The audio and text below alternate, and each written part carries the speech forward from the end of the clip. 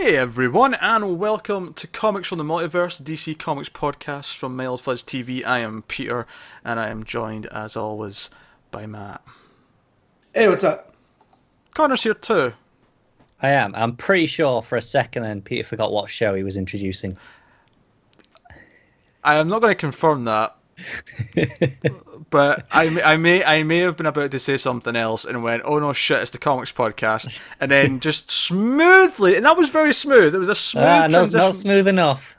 Well, it's only because you're used to me introducing so many things, you know what my voice sounds like getting into all the ones. I think for most people that was perfectly fine. No, now they know. I just ruined it. I wasn't paying attention. I just heard my name and went into autopilot. So you have no excuse, Connor. Aye, exactly. Shut up. Wait, what did I do? Everything. I thought we were just yelling at you. That's why I went again autopilot. Yes. No, it's fine, Matt. Yeah, it's fine. Go continue. Continue on. This is DC Comics podcast. We talk about the comics books that were released this week. And we have a lot to do. It's week 2, of course, and they decided to put one of their big one-shots leading into the big summer event out in this week, so we'll get that to do. So that's Dark Days, The Forge, issue 1. We also have Detective Comics 958, Action Comics 981, Wonder Woman number 24, The Flash number 24, Titans number 12, Supergirl number 10, Hal Jordan, The Green Lantern Corps number 22, Superwoman number 11, New Superman number 12, and Batgirl and the Birds of Prey number 11. That is the books that are coming up on this week's show. So you can look forward to those. There'll be timestamps, of course, in the descriptions as always. If you want to skip books, you maybe you've not read those ones out. Or maybe you just don't care about some. Maybe you're one of these people who just likes Batman stuff and Batman related things and not Superman. So you want to piss off Matt by skipping those sections. I mean, they could be trade waiters. They could be. Well, I know some people do watch or listen to the show who are trade waiters, but they like to hear everything. It's not because they're... Right. I mean, yeah, if they read the rest of the books, but they trade weight a couple of things, yeah, I could see them skipping those sections. I get what you mean, but some people aren't as spoiler-phobic as we are. They're very easygoing with it. I don't get it. It's weird. Matt, you're very quiet. It's like I've upset I'm you. just listening. No. It's just here When is the last time Matt just listened? It's this new thing I'm trying. He's trying to keep calm. Uh-huh. Because with Dark Days, The Forge coming, I need to keep the calm. Not The Forge necessarily, but the event in general. It's a Batman focused event, so he's just wary and he's ready to explode with anger at any moment. Yeah, he's just in this trance. He's like, yeah. Metal is coming. Obviously, we're in the first step towards that this week. Joe, it's not coming, Matt. What? Some fake guy named Connor Kent you keep going on about. That's not happening. That's one. It's like baseball. You get 3, Pete. You get 3. I'm trying to break this ridiculous facade of this the calm. funniest thing is there is a news article coming up where Matt could have a shred of hope. Oh yeah, we'll get some news to talk about first. Yeah, I was going to meet with the Niceties and ask how everyone's week was. Too hot. That's the answer. Too hot. E3 was fun. Not as exciting as last year's, but there was the fun games. What's E3? I know this is dirty Marvel talk, but Spider-Man looks quite good. There's a Spider-Man game coming for the PS4. Yeah, it looks like the Arkham games, just with Spider-Man instead. But at the very least, with Spider-Man, the moving around the city is much more fun because you're swinging rather than just gliding. Are you saying that Spider-Man's better than Batman, Pete? Because that's what I heard. That is not what I'm saying at all. That's what I heard. I'm saying his long-range traversal leans itself better to a video game, perhaps. You guys heard that? Spider-Man's better than Batman. Yeah, but if you really want to see him back up that opinion, give it a week and wait till the Spider-Man 3 review hits YouTube. Oh, wow. There's no defending that. That was one of the first midnight movies I took my wife to, and I'm surprised she still goes to midnight movies. Yeah, I'm surprised. I'm surprised you didn't get dumped on the spot after that offense. Yeah, exactly. Jeez. Yeah, we recorded. I was going to say we recorded the Spider-Man 3 influx right before this. It was about half. I like to look through all my comics again. We were a little bit late starting than we normally are because I had to read skim my comics again after we did that review. But yeah, if you're on Patreon, you get that a week early. That'll be up soon after this goes up, actually. But yeah, we did the first 2 movies. We're fairly positive. It's got a couple of things that we thought hadn't aged well. We were maybe a bit critical of some of the cast they decided to go with in the film. But Spider-Man 3 is just a goddamn mess. It's unsalvageable. Yeah, Truth. pretty much. That's why Raimi left. He's like, you take Venom, I walk. And he did. And then Mark Webb came in to save the... Never mind. But we got Tom Holland. Yeah, but I'm talking about the ones in between. I know, but I mean... And Civil War. Well, yeah, but was that weird realization when it's like, wait, it's only been 10 years since Spider-Man 3, but we're on our second reboot since then. Yeah, weird. Yeah. This is far too much Marvel discussion. Yeah, it's far too much. I do apologise, folks. This is false advertising. That's right Yeah, here. Batman. Let's get back to that. Batman, comics, DC, news. Let's get news. Let's talk about news. So, in relation to the Metal event, we're getting a series of one-shots throughout September, October, and November. We got 2 in September, 3 in October, and 2 in November. We have creative teams for the first 5. We don't have them yet for the final 2 that are coming in November. But they're all one-shots, and they seem related. Now, it actually does offer a little bit of maybe insight as to where this Metal event's kind of going. Yeah, it makes you kind of go, oh, okay, I think I see why Batman's the central character. Yeah, so basically...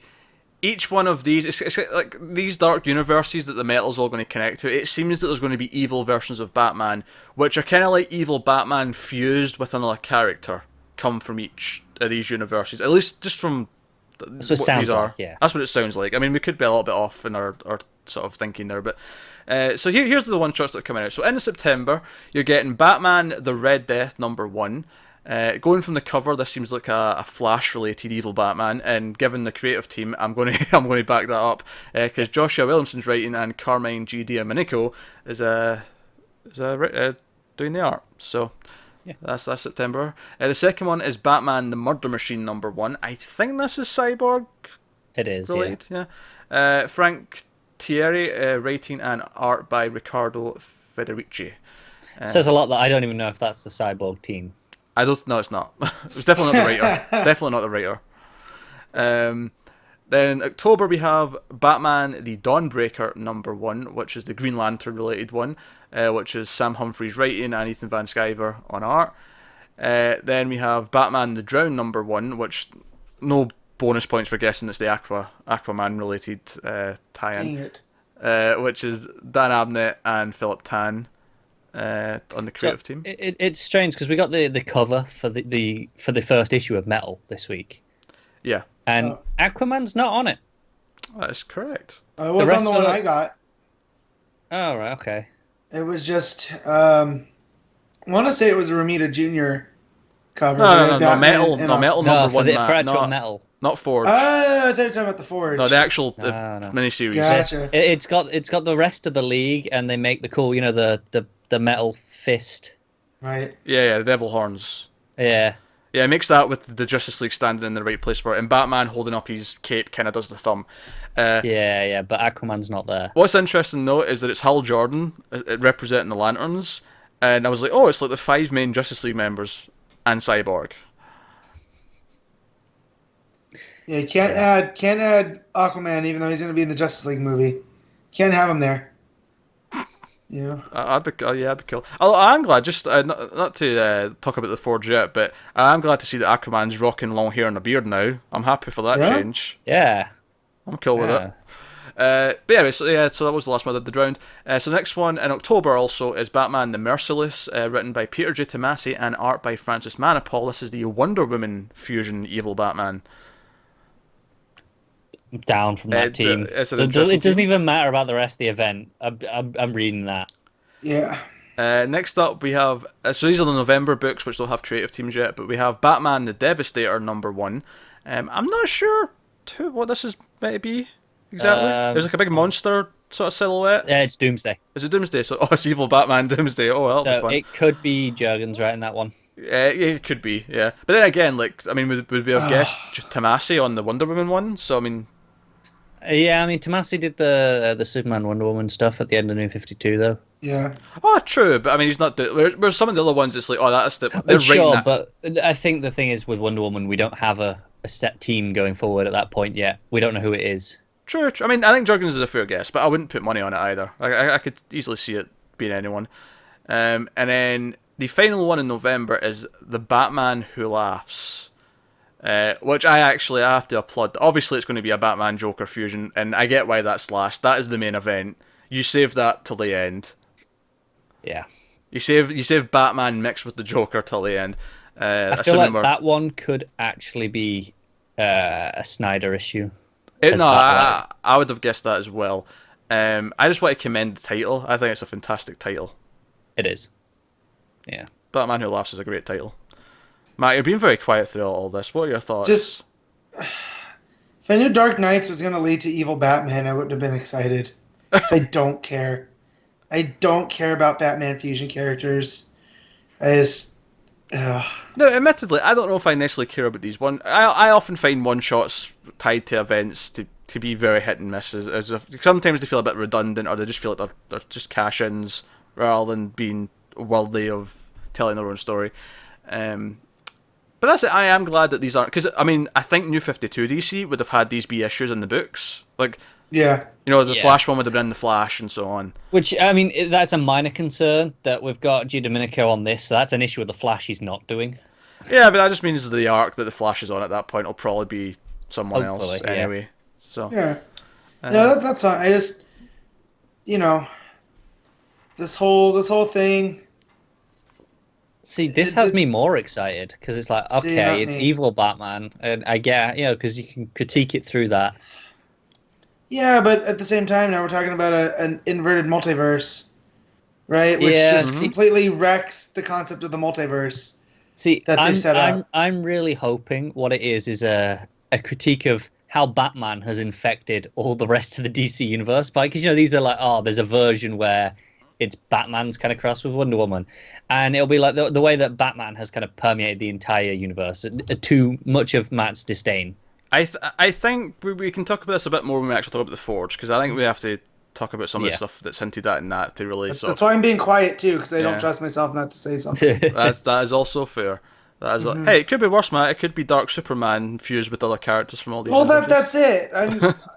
It's hard to complain because I'm getting a whole Jeff Johns, Gary Frank Superman story around the same time. So if that's what I have to sacrifice. Oh, it can be so doom and gloom. Oh, if this is what I have to say, Matt, come on. You know what I mean? We don't know. Deal with all these. We don't know exactly what the story's doing yet. That's. No, but do we need fusion Batman? Do we need it? One shot? No, of course not. But could they be cool? Do we need the one shots? No, we probably don't need the one shots. That's why there's 14 Batman pops to every Superman pop that came out. It's like, do we need it? No, but are people gonna buy it? Probably. Yeah, but at least here, most I'm not interested in the Cyber one, but most of them they've got a team on that I'm interested in. Yeah, well, it tells me everything I need to know about Cyborg. Well, hold on a minute. Batman. Robot Batman could be interesting here. Let's not discount the concept of Robot Batman. Saying, most of them are writers and artists that I associate with those characters to some degree. Let's be honest. Robin Bot in New Superman has been killing it. And Robot Batman's the next step in evolution, quite frankly. Yeah, the idea of a Batman Doomsday after I had to deal with Super Doom. Yeah, that's the worst one, admittedly. Yeah, that one's just all the rest are kind of interesting. I'm interested in the Drown just because it seems so different, right? Just the title is a little bit. I'm excited about the last one, not necessarily for the one shot itself, but obviously I'm expecting all these various versions to pop up in the main story, and I'm expecting these to be like filling out like what were they like on their Earth before this Kenneth idea. I'm expecting that's what these are, and I'm excited about the last one because I think Batman seeing this version of himself will be a fascinating beat for the character. Yeah, that's what interests me about it. Yeah, maybe they're milking it a bit with all these one shots, but I just think the Doomsday one, like the Flash one, is clearly as part of the Flash series to some extent, where it's the same team. The Doomsday one, I'm expecting to be the Action Comics one because there isn't a cross with Superman in there at all. It's cross with Doomsday because Superman's all wrapped up with Doomsday Clock. Yeah, that's how I'm taking that.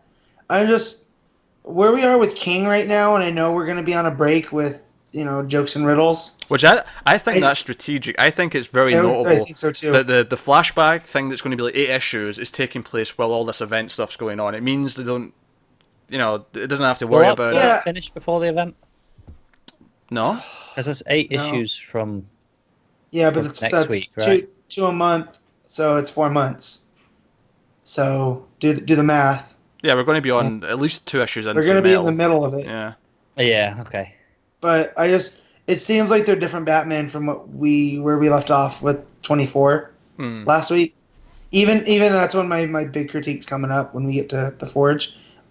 It's different writers' approach to Batman. So that's fair. But yeah, so we got all these one shots coming up September through November. I'm certainly intrigued. I especially just like the name, The Batman Who Laughs, if I'm honest. I think that's... No, it's a great title. Like, that's very clever. If that was an Elseworlds, I'd take 3 issues of that. Explore that. Here's the thing. This is why none of this is remotely bothering me from a concept point of view. This is no different to Crime Syndicate and, I get why you like the idea of Dark Superman, but it's not a big deal when it's in another universe. When it's Ultraman who shows up and he's... Right. This is what this is like. It doesn't ruin your Batman or your Superman. And I think what we might get from this is a real examination of the character. It makes sense that Batman's at the core of this because it is Snyder and Capullo that's doing the whole thing. I get why he's at the centre of it. And if this is all going to lead to him really analysing his own character and seeing what other versions of him could have been or what he could have became with different circumstances, I could see it being quite a sort of deep journey into his soul, whilst also being this big crisis level event that they seem to be hinting at. So, I want to throw out a shout out to the name The Red Death. That's cool. It's not Batman Who Laughs, but it's not good. as cool, but it's pretty cool. I tell you which one's terrible is the Devastator. Yeah, that's easily the worst. That sounds like that literally is a Transformer. It is. It actually is. Yeah, it's definitely the worst. But yeah, so the other thing that's actually somewhat related is a small crossover called Gotham Resistance, which is taking place in September. It'll be in Teen Titans number 12 first, and then Nightwing number 29, and then Suicide Squad 26. All the writers are just the ones that were on the books anyway, so it's just this Percy Seeley and then Rob Williams on Suicide Squad. But yeah, it's just this thing, and then there's an image out for that as well, and it shows you that it's basically this hodgepodge of it's Nightwing with some of the Titans and the Teen Titans, and then a couple of the Suicide Squad members. It's such a strange people who's on it because you got Damien riding a thingy, Big bat Goliath. thing. Yeah, so you got that. You got Nightwing. You got Black Canary and Green Arrow, Batgirl, and then Harley Quinn and Killer Croc. Every one of them but Oliver have ties to Gotham, though. I think of Birds of Prey. Black Canary makes sense being part of the Resistance, and this is taking part during Green Arrow's trip across the country, right? It's post Star City. Yeah, maybe he's in Gotham. Maybe he swings by Gotham to visit her. Yeah. And honestly, my biggest problem with that image that they've put out is Nightwing's blue looks purple. It's like the exact same color as Bab's outfit. And Canary's. Yeah, it's just strange. That's I don't understand. That's fair. I mean, the art. I mean, take away that coloring, the art's quite. Yeah, it's nice. Other than that, that really throws me. I like the way that it's composed, and it makes that Croc feels right in place in the back. Yeah. And Harley doesn't look nearly as annoying. Like, she looks normal compared to what I've seen her in Suicide Squad. So the description, we have a brief description of the crossover. It's very vague. Obviously, it's tying into what's going on with the metal. It says the presence of these malevolent characters infects some of DC's deadliest supervillains who are ready to take down Gotham City once and for all. So it sounds like these other Dark Universe things have an effect on some of our regular villains. So this is the team of mostly Batman's allies who band together because presumably Batman's maybe busy dealing with actual metal stuff. So the idea is that Gotham's up for taking, so all these allies all sort of take care of it. But it sounds fun enough. I'm down for these characters. Yeah, I'm more excited for this, even though I have to buy an issue of Suicide Squad. Yeah. Not so stoked about that, but I like this idea of this team. Yeah. It's got And then having Green Arrow on there too adds a nice little wild card because I want to see how he interacts with Damian and Dick. I love that Damian's at the front of the image, like he's leading the charge. Why wouldn't he be? He's going to think he is at the very least. Here's some other exciting stuff though. So it's a very active winter for DC because we've got Metal, and then we got Doomsday Clock starting in November. Obviously, Metal's still going on through November, sort of into December and beyond. Also, there's going to be arcs in both Detective and Action that are very Rebirth related, which are timed. They're both starting in September, and obviously they'll be going for however many issues, so they'll be running at least into the start of Doomsday Clock. So in Detective Comics, starting with 965, we have A Lonely Place of Living. Of course, that's a reference to A Lonely Place of Dying, which is a classic story featuring Tim Drake. So it's a storyline you've demanded. Where in the world, or otherwise, is Tim Drake? Red Robin faces a crossroads, escape the most devious prison ever devised, or find himself abandoned beyond time and space for all eternity. Not much of a choice, right? But when he finds out just who is locked in there with him, Tim's world will change in ways he never imagined. This is one of the biggest stories of the Rebirth era, setting the stage for an explosive Detective Comics epic. So this is going to be the story of Tim getting out of the prison. And someone else who is in there who is yet to be named. Yeah, and we all know who Matt's excited for, potentially. There's only two options. One makes the most sense, the other makes less sense, but I would still accept it. What's the one that makes sense? It's Connor Kent. Because why else would Tim, from the way that's read, is it sounds like he wants to escape, but he finds out someone else is in there. So he's not so keen to escape solo, right? Yeah.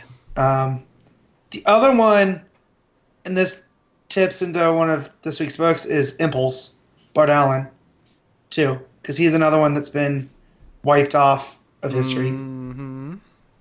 You know, and both of them were Tim's friends from, Titans and Young Justice. The only way either of those would work, though, is if Tim actually gets his memories of things that have been erased. Because if he doesn't, then those will mean nothing to him. Well, I think he would, because he's outside of time, reality, whatever it is. So I think that seeing this person would trigger the memories. You may be right, but I'm just saying that is the only way it actually works, because it says that it shakes his world to the core. So he has to remember them. I think that's what it is, because he'd see them, remember them, and then realise they'd forgotten, and he realised how much has changed. We got to remember, he's also almost made it out once before that we've seen with Oz. And he was removed because he can piece things together easily, right? So if Wally West was coming back and giving people their memories... When did they almost get out? Huh? When did they There was that issue at the beginning of... I want to say it was Superman Reborn. He didn't almost get out. He just screamed. Yeah, he was making a break for it, right? No, he wasn't. There was an issue where he was making a break for it and Oz stops him. I don't remember. I remember him screaming that someone else get out. Yeah, I remember that too, but I don't remember him trying to get out. Yeah, I think Matt's making up memories. This is like Connor Kent. He's just making up things in his head. Yeah, I think this time he actually might be making something up. Yeah, this is fake news, this right here. I don't recall this at all. But while you're looking up that, he's trying to corroborate your story. The other thing starting in Action Comics, starting with 987, also in September, is called The Oz Effect. The agents of the mysterious Mr. Oz begin to move as the Man of Steel works to stop the chaos they unleash in Metropolis and across the globe. But when Mr. Oz steps out from the shadows, his identity rocks the last son of Krypton to his core. The story that began in DC Universe Rebirth Universe Rebirth issue 1 begins to end here. What I think is interesting about that is that Ozymandias wouldn't actually be a big deal to Superman. He wouldn't know who that is. No, it would just be another person. So this implies that it's someone else, and it's someone that he would recognize. And remember. Which puts us back at square one, because I have no idea who that would be. Well, actually, I've got one, I've got one. Yeah, but it plays into the Forge, doesn't it? Yes. Yeah.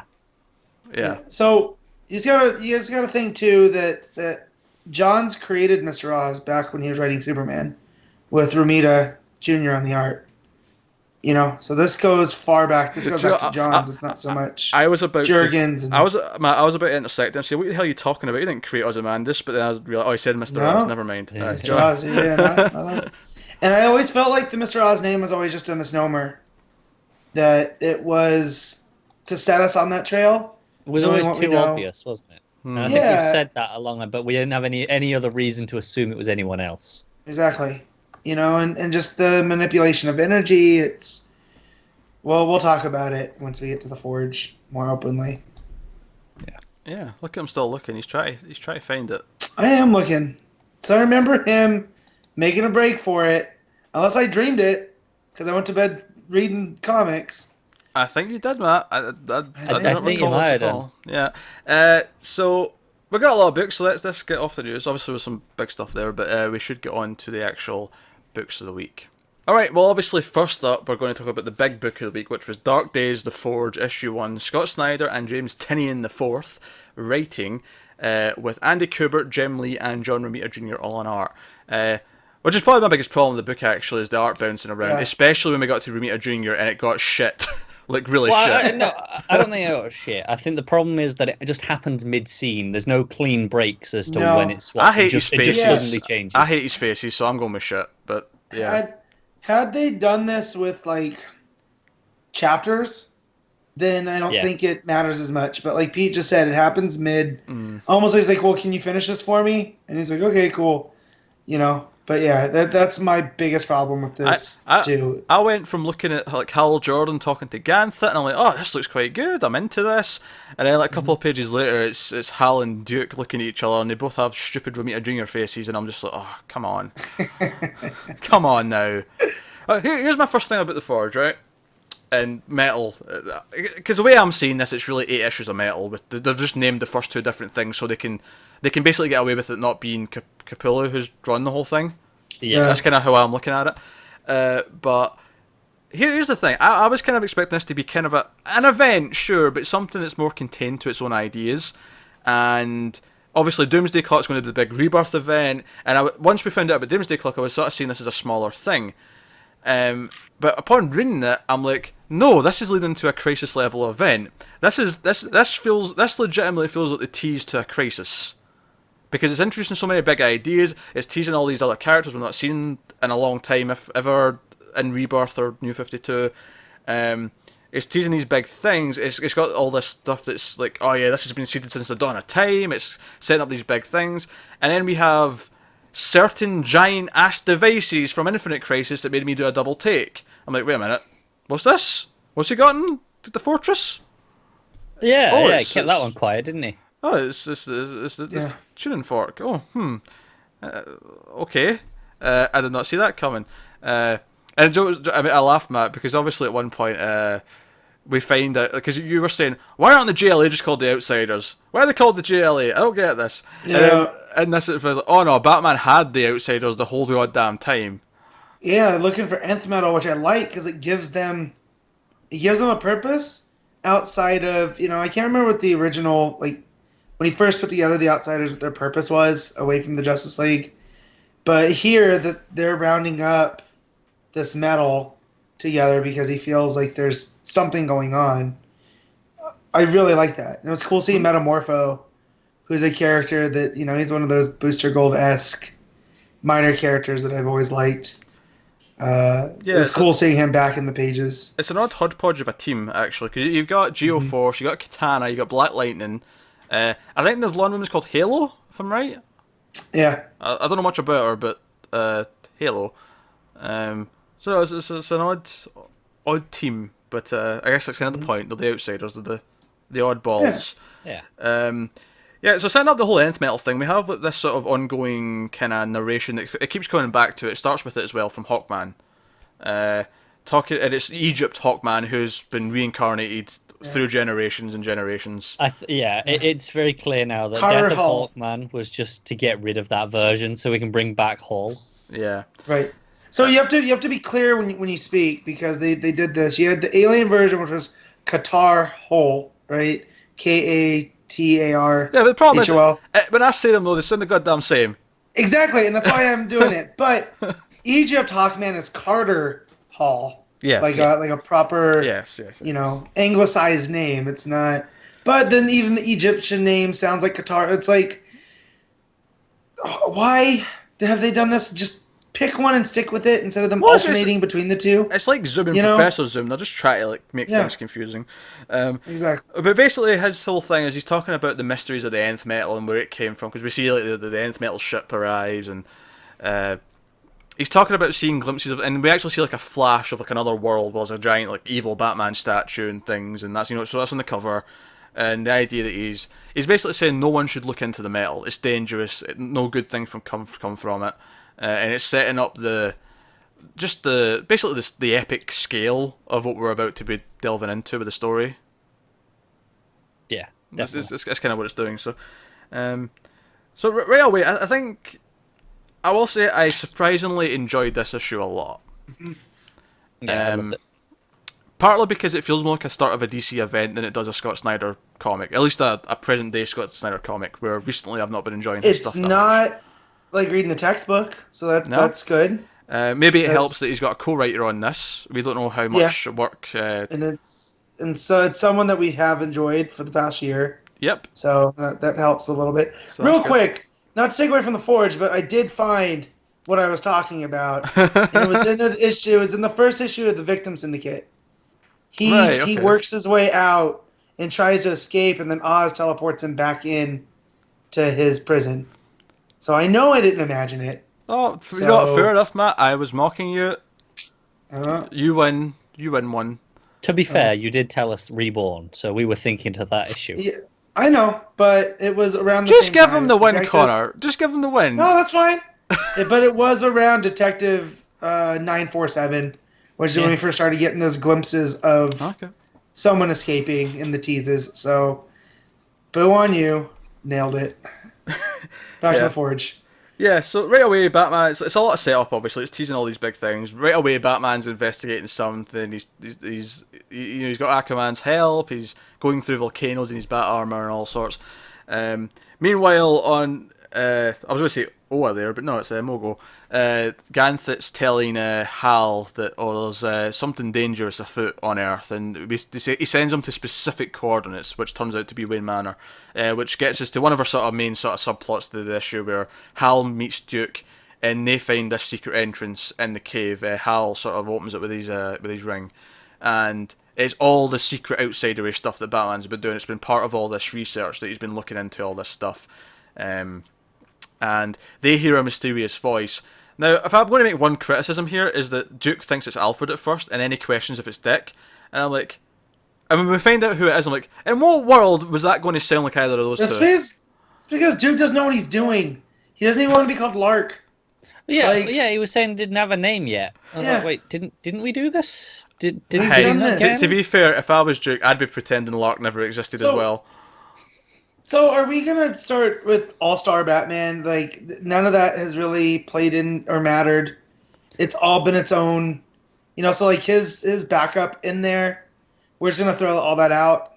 To be fair, I don't think this negates that, because that wasn't about him getting a name. That was just about him learning how to be a sidekick. And to be fair, basically. Some of the stuff about his mother is relevant here, because the Immortal Men tease involved that. But that was set up in Snyder's Batman run. Oh, that's true. That's true. That wasn't. I'm just going off of the stuff from All Star that we saw with that first arc with him helping Batman against Two-Face, and it just. I know Snyder's writing them, but they feel like different characters. So, because here, like we just said, he's just like, oh yeah, I don't even have a name yet. I was like, well, can I tell you how much I enjoyed Hal just like picking him up with like big green hand as if he's a little kid. Yeah, like, trying to I did enjoy him out. kicking Hal in the face though, because anytime someone punches or kicks Hal in the face, I enjoy it. So now you know how you feel when someone punches Guy from Pete's perspective. Yeah, exactly. I do enjoy it. And I do want to say, I think why is Batman's info so outdated? Because Duke says he read about the ring not working on Yellow. Yeah. Shouldn't Batman's files have got him up to speed on this? He's been busy with everything else. Maybe Duke's been not reading them properly, or he's reading old ones. He's skim reading, isn't he? Yeah. Maybe Duke's just not a good sidekick. I don't think it's fair to blame Batman for Duke being a shit student. I'm just saying, if he read that in Batman's files, maybe they need updating. You're assuming it's Batman's fault. Maybe he got this am. from, I don't know, the Daily Planet, like an old article from the Daily Planet. Well, or something. it's also I just take that as that Snyder writing for everybody else that's not up to date. You know, people that are coming back because they see this. You know, I'd get that if it hadn't been so long since that was not a thing. Yeah. True. Yeah, I feel like it's been a good. What? Like 10 years. It's been like 10 years. Probably. No, I mean. Yeah. Well, no, because the yellow thing was still part of Rebirth, so. Green Lantern Rebirth, not this Rebirth. Green Lantern Rebirth. Yeah. When was that? Because that was 4? 04, 05. Yeah. It was pretty early in that story, though. Like, I think that first arc was dealing with it, wasn't it? Yeah. It's been a while, but yeah. Yeah. So I feel like you don't need to catch people up when it's been the status quo for that long. That's true. Especially since most people who come back are coming back from before New 52. So. Yeah.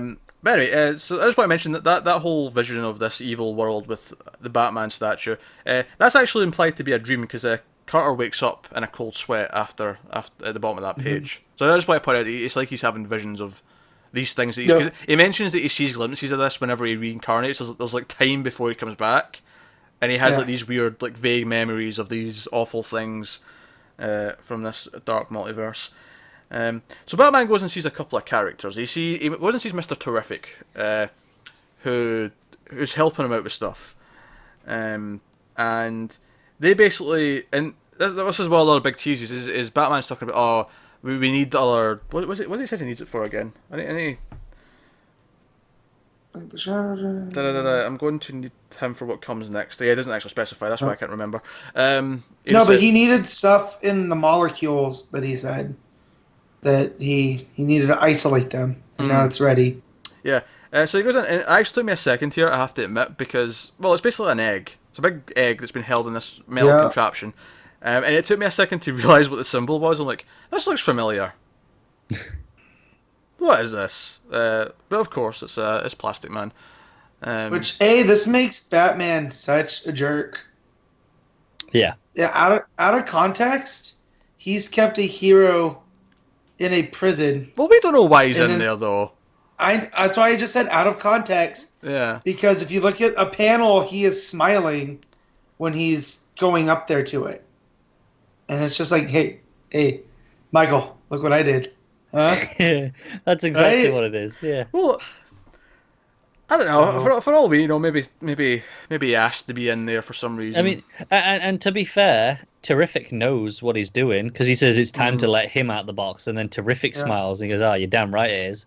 So it's like they both knew about this. Yeah, so this is a joint decision that was made at some point. Right.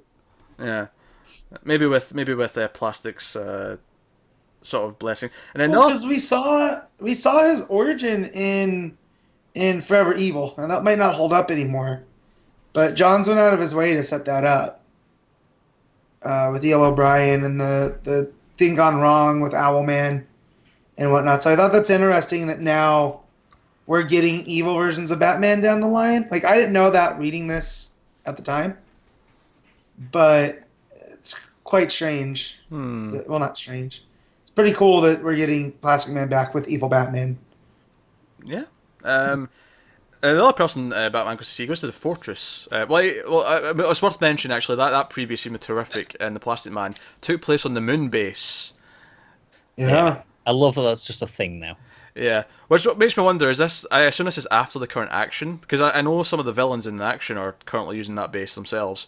Yep. I like the idea that Batman's going to, I really hope we get a panel of this in somewhere, whether it's in action, which would probably make the most sense, but the idea of Batman just showing up to his moon base and be like, what the hell? Who's been here? What's all this stuff? Why is Kill Superman written 100 times in the wall? It smells like Kryptonians in here. Oh dear. So that's good for him. But the other place he goes is the fortress, and he's like, alright, Superman, I know I asked you to keep this downstairs in the fortress basement, but I'm going to get into it. It's like, yeah, but we can't get in there. The lock, no one on Earth can get in that lock. And that's when Mr. Miracle shows up, which is kind of neat because we know we're getting a miniseries with him coming up with King.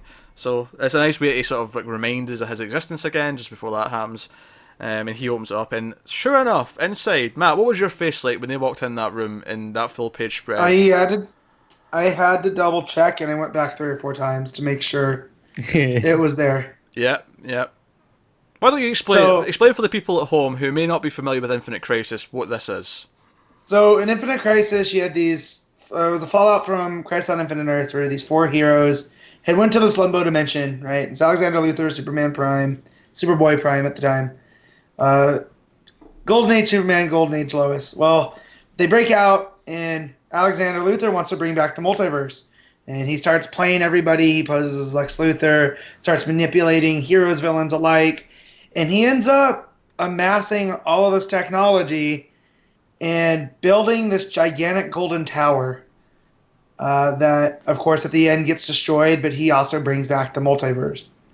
But in order to get it to work, you need people from different vibrational frequencies. So he started plucking people that should have been in other, Kyle Rayner was supposed to be the Green Lantern of Earth 8, and he had Power Girl, who is the Supergirl of Earth 2, to make it work. So it's like this big, gigantic tuning fork. Like, Pete was bringing up a tuning fork earlier. And so this right here, in the basement of the Fortress of Solitude, is Alexander Luthor's gigantic crisis. I call it the Crisis Tower, because it's, what it is the Crisis Tower. A asked me the question, how big is the Fortress of Solitude that it can have this gigantic, tower in the basement? Given they said downstairs, I assume that when they wanted to store this here, Superman just sort of cut out more of the floor to make it fit. And it's also confirmation that Infinite Crisis has happened. It is. Yeah. Right? So, we were talking about Mr. Oz earlier. And, I definitely don't think it's Ozymandias. Now, admittedly, we said this before with another mystery, and it turned out to be complete bollocks. Yep. But I'm going to say it again, It's prime time, baby! See, you think it's prime time. I think it's Luthor time. Oh, I right. think it's Alexander Luthor. I'm more inclined with Luthor for this one. Oh, Because fine. I'll accept it. You got the whole, he can transmutate matter. But the last time we see him, Joker and Lex Luthor kill him and kind of leave him for dead.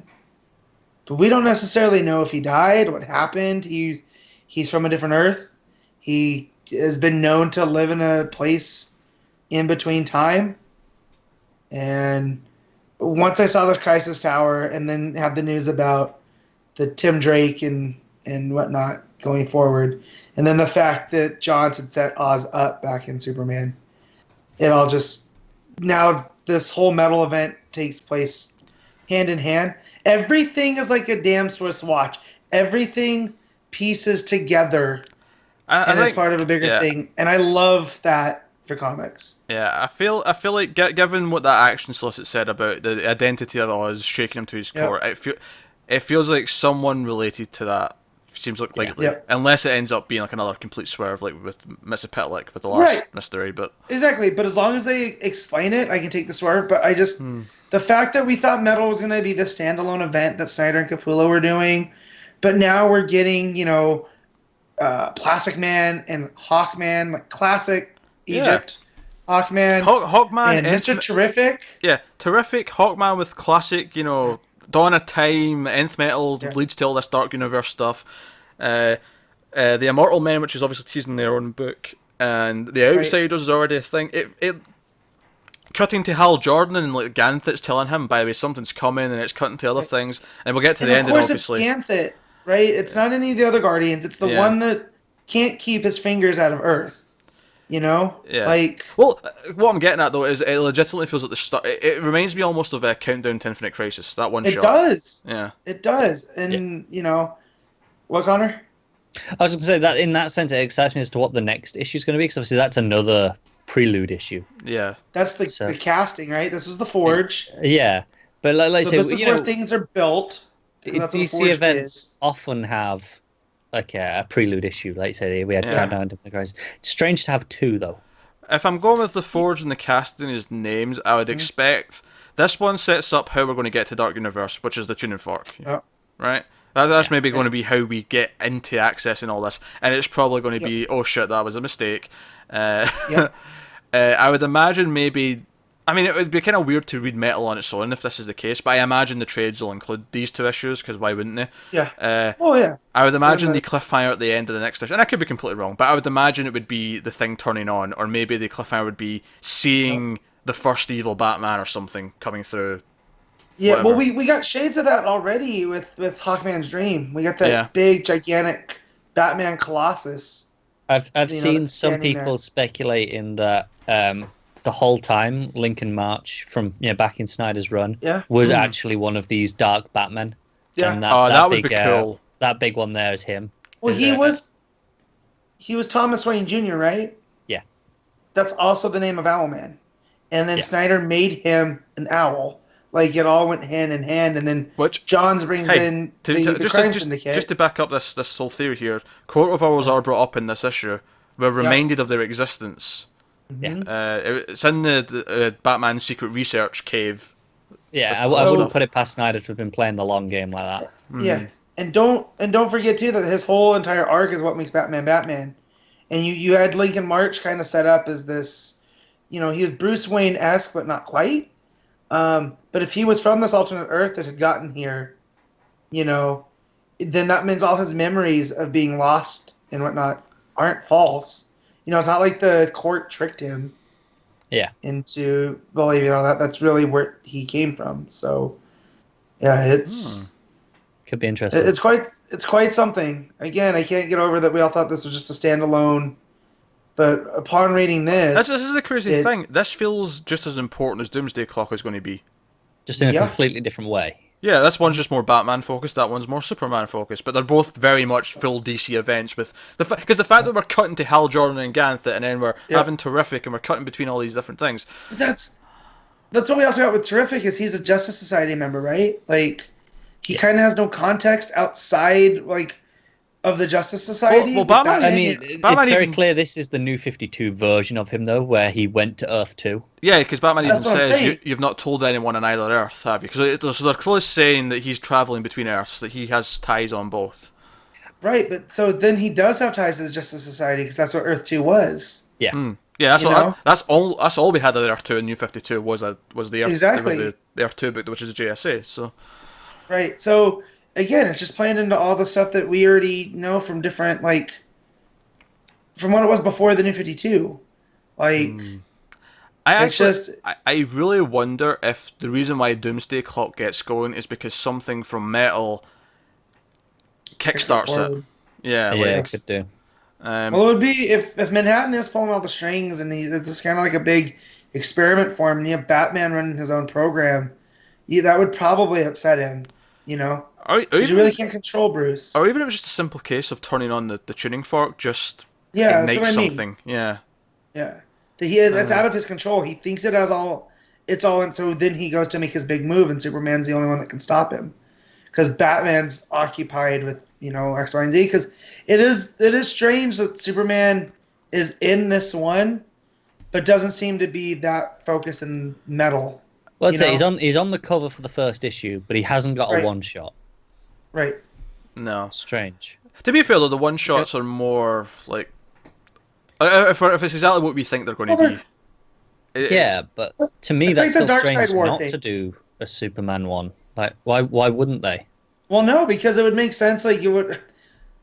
So, if you're merging them together, and that's how you get... If you merge Superman and Batman together, you just get a better hero. But if you merge Superman, or if you use Batman and Doomsday together... That's kind of the villainous Superman, right? Yeah, I see what you're saying.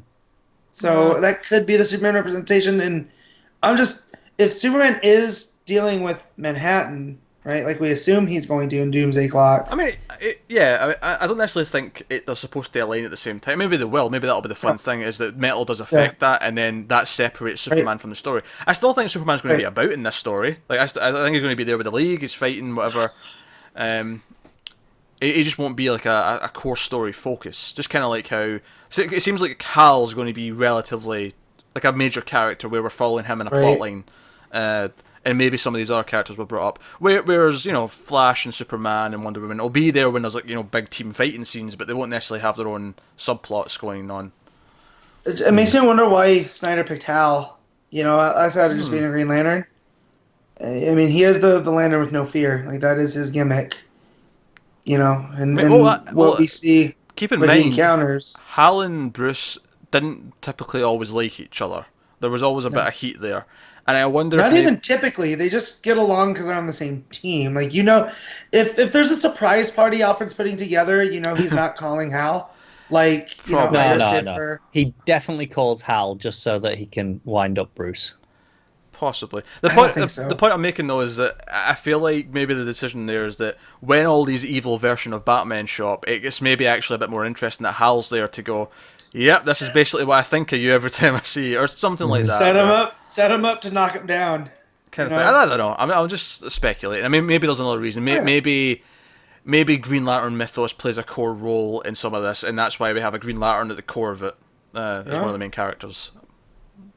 I don't know. Yeah. But very interesting. So obviously we have that. We have the fact that Hawkman, he's sort of looking at different artifacts, and he talks about how the world started with 3 tribes, and then he sees like a 4th symbol. It's the bat symbol. And he corrects himself and says, no, maybe 4.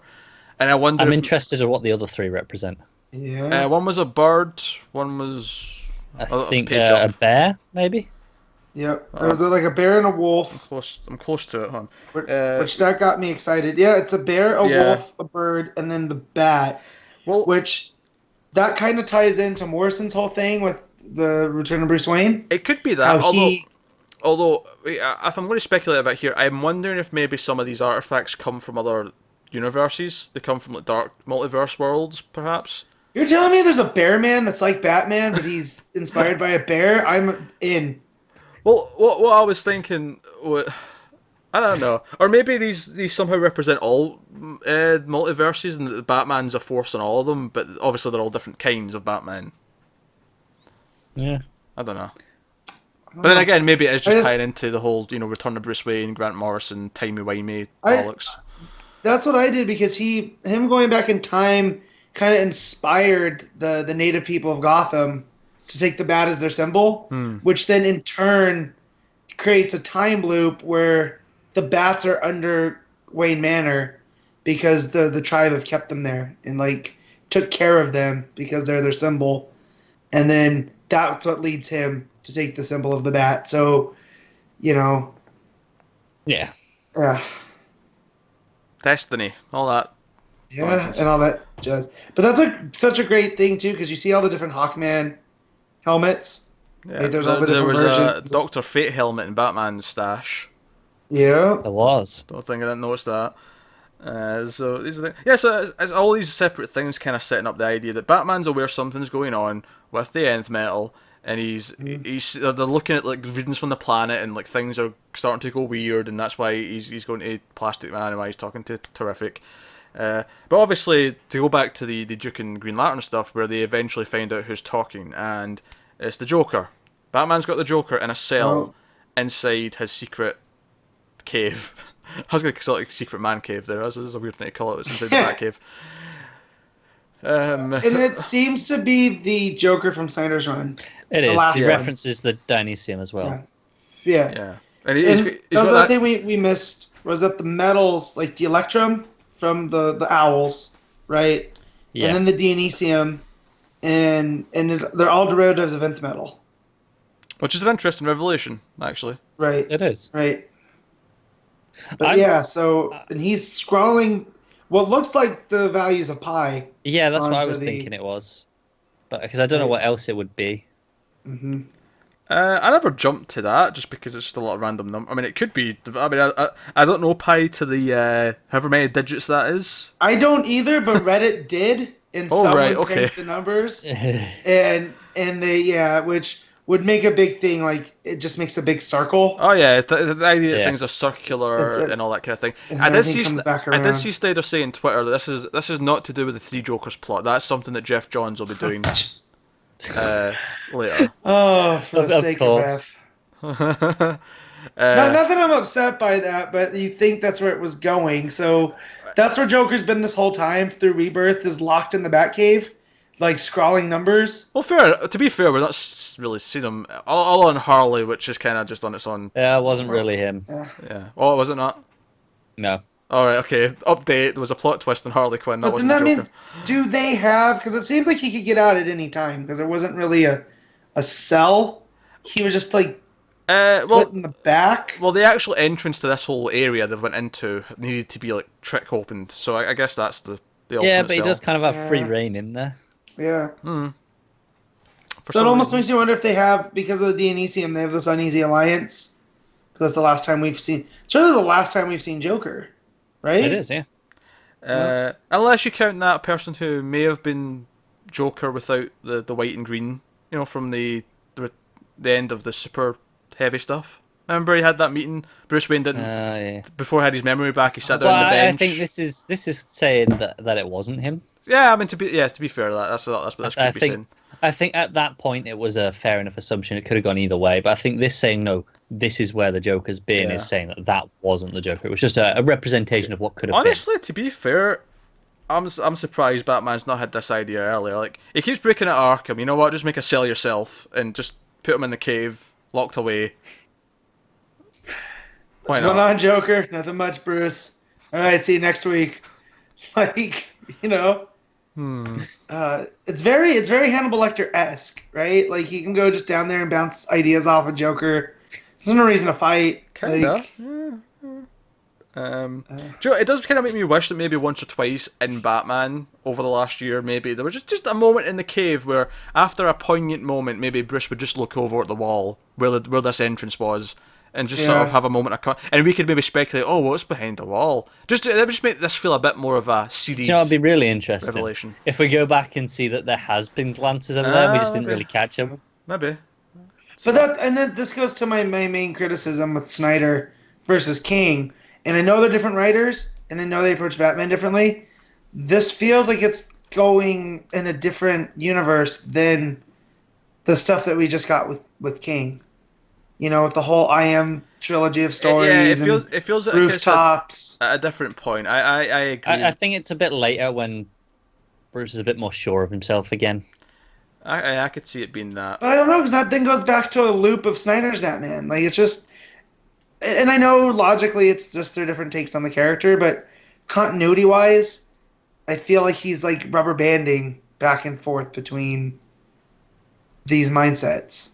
You know? Yeah, that happens a lot when you have these shared universes. No, I know. But again, it's not a big thing, and it's only my only problem, because, I mean, come on, I got the Crisis Tower in here. Well, Like- I said at the start I liked this a lot because it did feel like a big DC event. Yeah. I'm excited. I wasn't super feeling this metal stuff before because I've not been a big fan of what Snyder's been doing recently, and it could still go down a path that I don't like. But after this, I'm a lot more optimistic and I'm a lot more excited about it. Matt, did you enjoy the Forge? Are you? Because No, I did. good. This is because we were talking about the one shots. You were feeling a little bit more negative. Well, that's... Again, I didn't want to say anything in the one-shots that would that's fair. spoil stuff in the Forge. I still not a big fan of the whole metal thing being around a multiverse of dark, like the whole thing that was called Dark Knights, right? That's a little bit more literal now,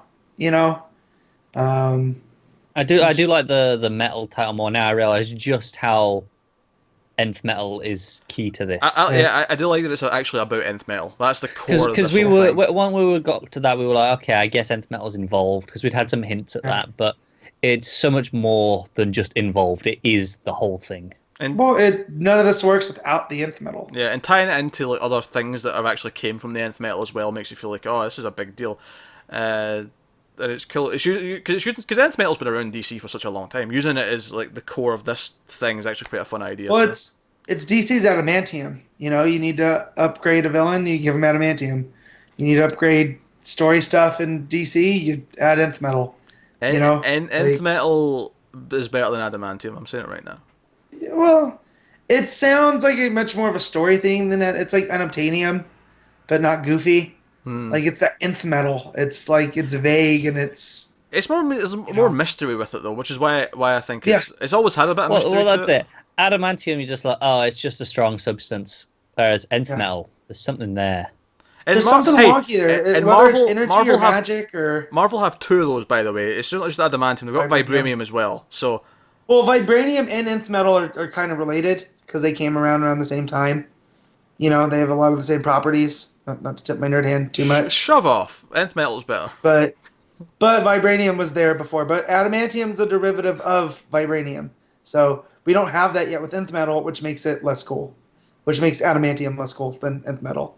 Because nth metal is just... Nth metal stood the test of time. It hasn't needed I just to want to this. make cheap pot shots at Marvel, and Matt keeps giving me stupid answers with logic. Shut up. Right, You want to go into Uru? Because I can give you a treatise on Uru. That's the Asgardian metal, in case you guys don't know. Alright, I think we should move on. We talked about the Forge for about half an hour. Let's get going. We've got a lot of books to get through, so we shall move on. But needless to say, we've enjoyed the Forge as a one-shot and are excited about all the potential things happening. Anyway, so let's move on to Detective Comics 958, James Tynion IV, writing Alvaro Martinez on art, and this was the start of the Azrael plot. Well, with some left over, it's starting to feel more like an ongoing story in the overall sense, where Bruce is off he's following up on what happened at the end of the last arc. He's going, we need to deal with magic, I'm going to go see someone about magic. And obviously, we'd heard about Zatanna popping in, so we kind of knew that's where he was going. I sort of smelled when I realised what he was doing. Because he goes to the Iceberg Lounge and he's like, I'm here to see, she's performing here tonight. I need to see the show. Her. It's really vague, isn't it? Right. Yeah. And Penguin's kind of a creep about it, too. It's like, she's pretty great looking, right? Yeah? And Bruce is just kind of... I like that whole idea that Bruce shows up to the Iceberg Islands as Bruce Wayne to get in the secret gambling section. And there's killer moths there. I love the killer moths there, just being shit. Yeah, exactly. He has no other purpose but to get crapped on by everybody. Because Yeah. even in that gambling, it wasn't cards, was it? It was... I felt like they were playing something else. But yeah, everyone's just crapping on him there too. Like the not Suge Knight character, yeah. you know, is crapping on him, and who else is there? No, they were playing poker, Matt. Oh, were they playing poker? Okay. Yeah. I read this very early on Wednesday morning, so Excuses. Honestly, so what I liked about this is that we had some downtime with the team. Like, while Bruce is off, obviously the plot gets going because we introduced this idea. This other character shows up that leads into the idea that the Order of St. Dumas have turned on this new armor. What was the name? Ascalon is the name of this new armor, and it's killed all of the Order. Like, they're all dead. So it's setting up how serious a threat this thing is. This guy in this suit. It's the perfect it's the perfect night because it doesn't have compassion. Yeah. You know, and we get a little bit of Jean-Paul's origin here about how he was kind of genetically engineered from his dad, who already was a knight in the Order, and you know, kind of had a rough upbringing. Yeah, you know? and he kind of broke free from this because he said that they wanted him to feel free so they could then break his ego by bringing him back in and like doing all this stuff again to him again. They tied it back in with Mother from what was the weekly series called? Eternal. The Batman and Robin Eternal. Because that was all. Okay. That was I don't think you guys read that, did you? Nah. No, that was all to do with that. It's who raised Cass as well.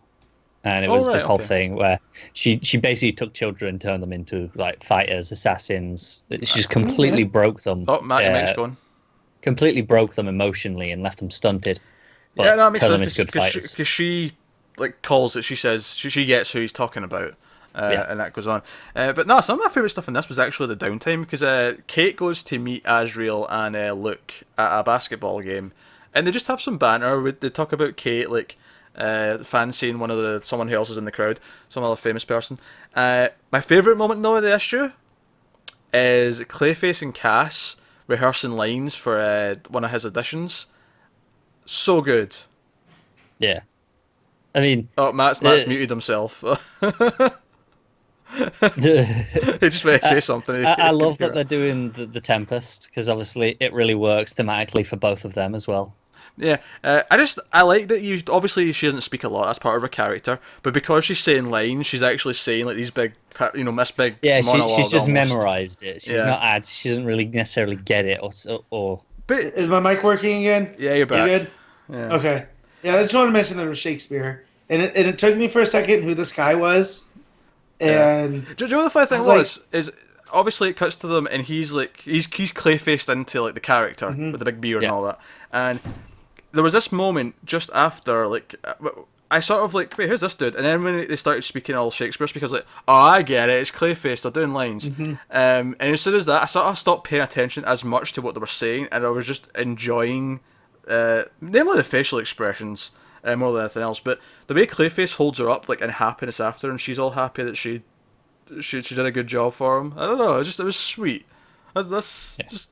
Oh, I'm loving the team dynamics of this book. I mean, I have the whole time, but that's just because it was the start of the arc and the serious threat hadn't entered the plot yet for another couple of pages. We got a few that was just them on their downtime doing normal things, and I always like that in a team book. I think it helps with the bonding and all the other stuff. So I know. So. So it sets up. We set up the plot of the Ascalon and all that stuff, and that's obviously that bleeds into the other plot because he's coming to Gotham looking for Azrael. He comes into the Iceberg Lounge, which is how it sort of interferes with the Bruce side of things. He comes smashing through the wall, and oh shit, this is a big bad guy, and that's when we get our final big cliffhanger where Zatanna enters the scene to help out. And I loved it. To be continued as written backwards. Nice touch. Yeah. It was when she was saying the get heavy, I noticed how much Zatanna's backward speech looks like Welsh, which is a stupid made up language anyway.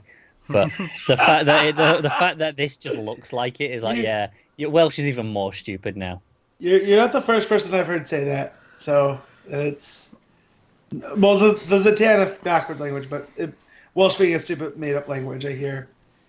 Yeah. From others. Klingon has more prestige than Welsh. It's probably easier to speak as well. I believe James said that it's a language that they only speak when there's non-speakers around to make it seem like it's a real language. They just like speaking code so that no one else can understand them. That's all it is. It's a stupid country. They've got to put English and Welsh on all the road signs.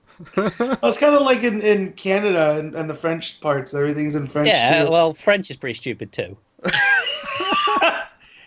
Oh, Connor. I want to apologise. It's not on the same level as well. I want to apologise for any French people watching, just in case Connor has upset you. That is not the views as I like the Welsh that he's might have upset. Not to the Welsh. I don't care if he's upset the Welsh, but if you've upset any French people, I want to apologise. These are not the views and opinions of Melfuzz TV Corporation as a whole. Just want to make that clear. It's just him and his ginger views on his own. If you're Welsh, on the other hand, whatever, suck it up. That is the views of Melfuzz TV. You know what you did. But hey, I just want them to know. I look down on ginger people more than I do you. Just for the record. Just for the record. I mean, you may say some stupid things with your language, but you don't look stupid like he does. Well, just to get back to Zatanna, I'm glad she's back in the fishnets with the top hat. Like, the New 52 version was fine. How she was kind of all. She looks like Zatanna. Chick. Yeah, but here she's proper again, and I appreciate that. My favourite bit of art of the book actually is probably when Azrael's finding out about Ascalon, and we get that page where he's like Ascalon standing and around all the dead bodies, and it's like the sort of harsh light that's hitting them from the big sort of cathedral windows. I think that looks quite cool. That's probably my favourite. Yeah, that's been nice. I was like, in order to defeat this new AI, they need magic. Which is a great concept. Yeah, because maybe it can't quite like AI, like it's like it can do well against everything. It's programmed for what it can logically expect, but not necessarily. But not just that. It's a big like religious zealotry AI on top of it. You know. So, and add magic there, too. Like this is a. Yeah, magic is almost divine intervention at that point. Exactly. Yeah. So it's an interesting mix. It's a technology meeting magic, and that's usually fun. Yep. But I thought it was a fun start to the arc. So cool stuff. That'll take us on to Action Comics 981. Dan Jurgens writing, Jack Herbert on art. This is the next part of this Revenge Squad plot.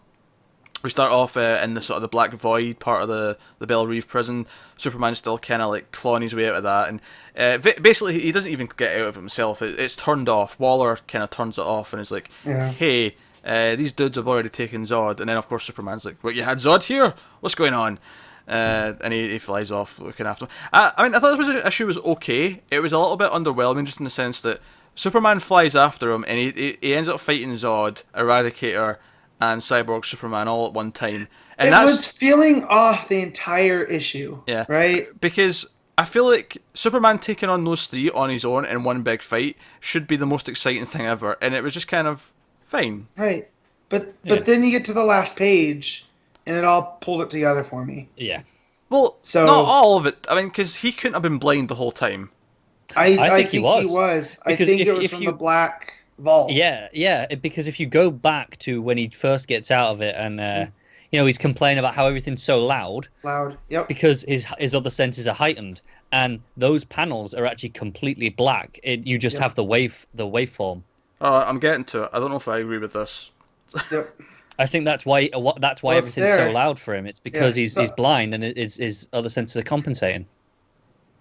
And that's how he kind of knows where they are, because as I'm reading this, I'm like Superman should be able to just deal with these guys in the way that he knows how. Like, yeah, there's 3 Kryptonian level strength, but he's Superman. Like, this is what he does. I'm looking at I see what you say about that panel where he's first getting up out of the vault, but the next page where he's looking over at Waller and stuff, there's nothing about that says to me. Well, I mean, that's when he's hearing the heartbeats, the same as because when he's talking about Zod, he's like, I need to hear him. And he's like, he can't look around. He's like, I need to know where he is. How does he not notice he's blind? Oh, I think he does notice. He notices. He's Superman, isn't he? He has to get on with it because he's like, I've got stuff to do. I can't leave this. Exactly. And so when you get to that page and the reveal that he's blind, I go back and I honestly enjoy it more. If he's meant to be blind that whole time, I'm calling this a cheap twist. I don't think it is. I think when he's saying he wants to turn it off, he's literally got his eyes shut and he's like he's focusing, and then he doesn't turn to Waller till after he's composed himself. So I think he's figuring out where she stood, and then he looks at her, and then he leaves straight away because he's just like he says, "Yeah, look, I have to go before Waller realizes what happens." He doesn't want her to know that he's blind. He's getting out of there before she realizes he's weak. I see these things here. What you're saying, it doesn't feel quite right. It's why he says I have to find Zod somehow because he can't just go and look for him. All of it adds up for me. Honestly, I see what you're saying, but it doesn't fix the issue for me though. Oh, so it does for me because it makes the fight, instead of this thing that just feels lackluster, I go, he's trying his best while he's compromised, and it makes it so much more interesting. Well, that's not the other thing I have the issue with though. I have a problem with the other stuff with the villains. Okay, that's a different complaint altogether. Honestly, something just feels a little bit off by the way they're talking to each other. The way Zod kind of seems. I like the Zod kind of because wait a minute, I'm bigger than all you fools. The only way we're going to work together if you answer to me, right? I kind of like that, but he seems to sort of let them get away with. Because at one point, Eradicator or Cyborg Superman suggests something. It's like, "Are you ordering me?" Feels like, "No, I'm just suggesting that a military strategist." Like, it just seems to kind of give in a bit too easy in some ways. I feel like they're only using Zod to get to the Phantom Zone, and I feel like once they get the Phantom Zone, they don't have no need for Zod. They don't even really need his army. They just need the Phantom Zone. Yeah, I think from Zod's perspective, he's like I say, he's a military strategist. He's like, you know what, this isn't worth the effort. He wants to take out Superman more than he does these, so he'll let it slide for now. I don't know. I don't think this is a bad issue by any means. I think everything kind of works. It just wasn't hitting the notes for me. I wasn't really enjoying it because it seemed very sloppy, and then the blind reveal came. And that pieced that together, so then I was able to go back through it and look at this other stuff and focus on the villains. You know what's one of my favorite points in that, like him being blind the whole time? It's the very first moment where he initiates the fight, he comes flying through. You got the double page spread. Look how unfocused his eyes are. He's not looking at Zod. He's looking dead ahead. No, that's fair. Here's my problem though, is that him being blind and like sort of working while he's compromised doesn't actually make the fight exciting though. My problem with the fight is that because I didn't already know that when I'm reading it, it doesn't. That's the point, because we're getting that he can't do it by himself, even if he was at 100%. Well, but this is but Matt, until the reveal, we're getting that Supergirl is noticing what's going on, and then John and even Kenan over in China. So we're gonna get the Superman family. Hold on, Matt. My problem though isn't like it doesn't read the first time like something is wrong. To me, it did though, because it felt off. Like not off in a bad way. It's just like something's not right here. And then when the reveal happens, I disagree with that though. I think it does feel off in a way that it's just kind of not. It doesn't feel exciting. Yeah, like this would work. Like this whole thing would work certainly if, if we could tell there was something not quite right and he was struggling and we didn't understand why. The problem is though, is I never got it in the fight itself. I was just thinking, oh, he's just struggling against the three of them, but the fight wasn't that exciting. That was my main problem. Well, this is it. I'm kind of in the middle here. I think you're right. I think it did read as something's not right here. This is kind of just not working for me. But once it got to the reveal, I went back and read it again with that mindset. I really enjoyed it. I don't think it works that well on a first read necessarily, but I think it holds up really well after that.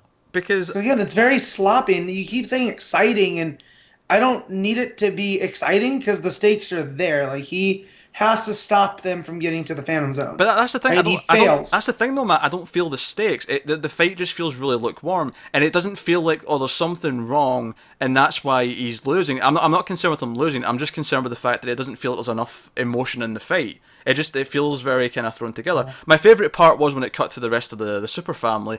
But even that, I don't even know if I necessarily read that as them noticing he's blind. To me, I just read that. Well, not that he's blind. It's that he can't. That he needs help. I get that he needs help. Like the idea that he's fighting these three villains. He's never fought these three together. So the whole thing is with these three, right? Not with Cyborg Superman less because he's human, masquerading as Kryptonian. But Eradicator and Zod are all about Kryptonian superiority, right? And then you get these other ones that are coming through. You're gonna have Kenan, who gets his powers through Superman, and you have John, who's half human. Then you have Supergirl, who they're going to look at as a traitor. It's all about Superman inspiring and not, you know what I mean? Like not... I'm trying to see where I'm going with this. I'm glad you don't know, because I don't know. So you have the Kryptonian, like, supremacists, right? Like, they're like, oh, Krypton, I'm going to release the army from the Phantom Zone, and we're going to take over, right? Because that's what we need to do, because we're bigger and better. But then you have Superman's allies who stand directly opposed to that, right? And they're based off of Superman's, and they're all inspired in some way by Superman himself as the character, not so much just the power. So I'm liking the matchup of the villains, because you also have Blank that's still there, and I'm trying to think who else was on the squad. Mongol. And Mongol too. So we also got those guys waiting in the background for when he's not blind, because that's gonna, I'm sure, be fixed by then he gets some sun rays. My ultimate problem though is not so much like we were talking about the whole blind thing being blind to issue, and I get that's why that should theoretically make the fight interesting. I just think that the fight on its own reads boringly. Well, yeah, no, it does at first. I do agree it reads boringly until I realised what it was, and then I reread it again. I found it thrilling. I don't know if I actually agree with that. And even if that's the case, I think that's still a problem. It should still read. It should still be entertaining to an extent on the first go through. Well, that's fair enough. I don't know. I feel like there's just. I don't think it's a bad issue per se. Like I think it's fine. I just think a lot of it feels kind of lukewarm. My favourite stuff was probably cutting around the rest of the super family, and them all sort of saying, "Oh shit, you can't fight this alone." The tease that we're going to get all those coming in. But no, I don't know. I think the fight, it felt, something about it just felt very simple. The idea that he just goes after them, it felt like there was no build to it, and as a result, I felt like it was just on a plotting level, kind of just, oh, we're fighting already, kind of thing. That's not really. I think that's a problem. It's oh shit, Zod's out. quick, better go to that. That's build up enough, really, for me. Well, also, I didn't like that there was a tie-in to Suicide Squad. With you want to see what happened with Cyborg Superman? Well, not really. So, like, I don't know why that was going on. Like, but yeah, but I like the Superman aspect of it. And the villains, I like what they're plotting. So I feel like they're gonna double cross Zod because he's too strong. But Zod's gonna try and double cross them. Of course, because that's what they do. I think actually, see, thinking about it now, I remember thinking about this while I was reading the fight. I feel like layouts, like a better sense of layouts, would have actually helped it a lot better. Yeah, maybe. Just from the sense of making it feel like it's a big fight, like there's something epic about it. Like I say, it feels like a very sort of dull, straightforward couple of punches. I don't know, like, and if you want to sell me that he's struggling, like, give me more, I don't know, close-ups of him. Like, you know, close-ups of his head, maybe try to figure things out or something like that. I don't know. It feels like there's no drama in it, I guess, is what I'm getting at. All right, well, you got nothing to say, so I suppose we'll... I mean, we've made our points on that. We'd just be going around in circles. All right, so I guess we'll move on to Wonder Woman number 24. Greg Rucka writing, Bilquis Evely on art. This was actually kind of weird because this is the epilogue to Godwatch, but it actually takes place in present day post the truth, which I think is going to be really weird when they decide how to collect this into trades, because it really should go with that. It'll just go in whichever one comes out last. Yeah. Because obviously they've got to choose which. Well, no, it has to. But no, yeah, it has to go at the end of the truth, because of it. It's all the. It won't though, because the Godwatch will come out second trade wise if they go with the release schedule the first two set up. Well, they could swap it over because they're alternating issues. They could swap it over if they wanted to. Yeah. But it just is. Well, it has to, because it deals directly with the fallout from that, not the fallout from the. I think the story would read better with Godwatch first, and then the truth. I think. But you'd have to put this issue at the end of the truth. This at the end of the truth, because this isn't just the kappa to Godwatch. This is a kappa to the run as a whole. Because obviously we know 25 is setting up going forwards. So this is not just a Godwatch epilogue; it's an epilogue to Rucka's run. Because it ties in everything that he's shown. Yeah, and I still think 25 is an epilogue to the whole thing as well, because it's still Rucka. He's still. Well, I just mean when he described it originally, he said this was the epilogue, and then 25 was looking forward, setting up for what was to come. But it's like he's setting the table. Yeah. Because it's him setting up, though. I feel like it's like he's going to use whatever he's done to sort of lay out where Wonder Woman is now for whoever's taking the reins next. Yeah. I enjoyed this issue though. It was because it follows on immediately after the end of the last issue with Wonder Woman and Veronica coming back through the tree. And the cheetah's sort of lying in wait, sort of listening to them, and then she goes up and tries to go into Themyscira, and she gets rejected. The light kind of blows her back, which makes her kind of spiteful. And from there, we get some stuff with Wonder Woman and Steve, where they're with Etta, and I actually was thinking before I got to this page that, they kind of left without looking for Cheetah all that much. And then Etta kind of pulls them up on it and is like, you didn't just leave your lasso behind. Which is interesting. Is she without her lasso for a while now? Yeah, and I didn't even realize she left it behind, but I guess she did leave it with Ares. Yeah, she left it with because she tied up the two boys. Yeah, exactly. So, we have that, and but basically, I think it's all about Cheetah goes to Veronica Cale and attacks her, and this was like horror movie levels of brutality. Like it's after Wonder Woman shows up to try and because she wants Cale to help her find Cheetah and like bring Barbara Ann back. And she shows up and she's already like mid-attack, and it's when one was there's this big panel of Cheetah just swiping at Veronica's back, and it is like proper brutal. Like Veronica's screaming in pain, and there's like blood coming from her back. It's proper violent. She left a mark. That's for sure. I like the art a lot. I will say though, I do prefer Sharp's version of Cheetah. Yeah. Yeah, she's more primal, I guess. Yeah, and in the face, there's like. Not that this Cheetah's bad per se, it's still good. It's just the face definitely has a lot more of like a sort of tight bone structure to it, which was sticking out to me.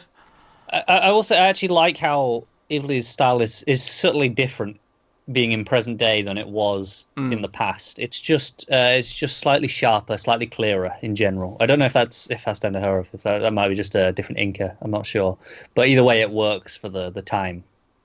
Yeah, no, that makes sense. And that was kind of tough for me. It was kind of like an emotional resonance because Wonder Woman does beat her, and it's a very. I actually love. There's a great panel of she's basically choking her out to knock her out, and there's a little panel there of Wonder Woman's face. She's got her eyes shut. She's like clearly sad that she's doing this to her friend. It's a good emotion on her face, and obviously the final moment of.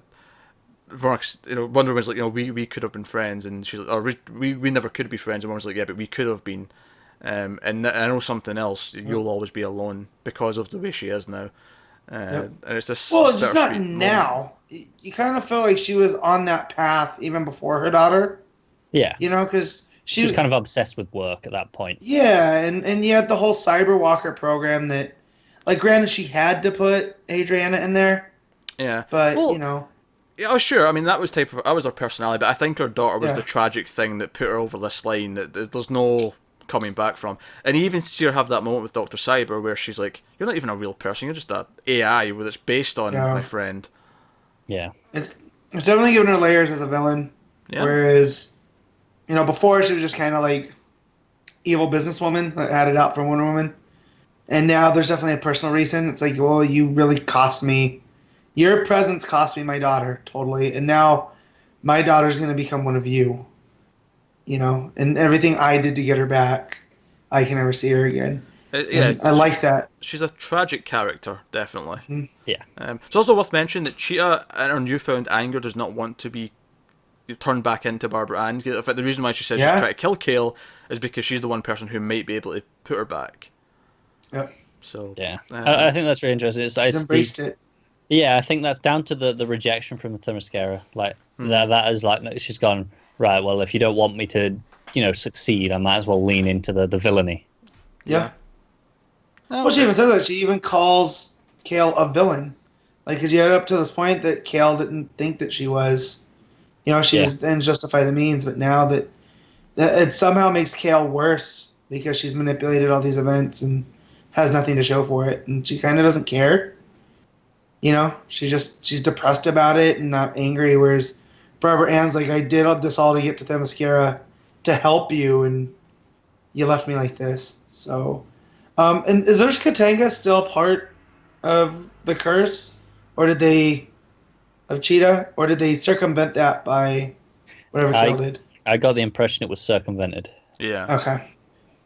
Yeah, so now she can kind of be the Cheetah that we had before, where she can just kind of act on her own. Yeah, she's kind of become classic Cheetah almost through this, which is again an interesting thing. The idea that the whole thing's been a year one almost for obviously it's been like 8 years, but like the whole thing's been like the origin of Cheetah as we know her. So because now going forward we have her, actively making her own decisions and choosing to be villainous rather than manipulated by a curse. But she is much more like, say, a Harvey Dent, where there's still a human being in there that could maybe be taught back.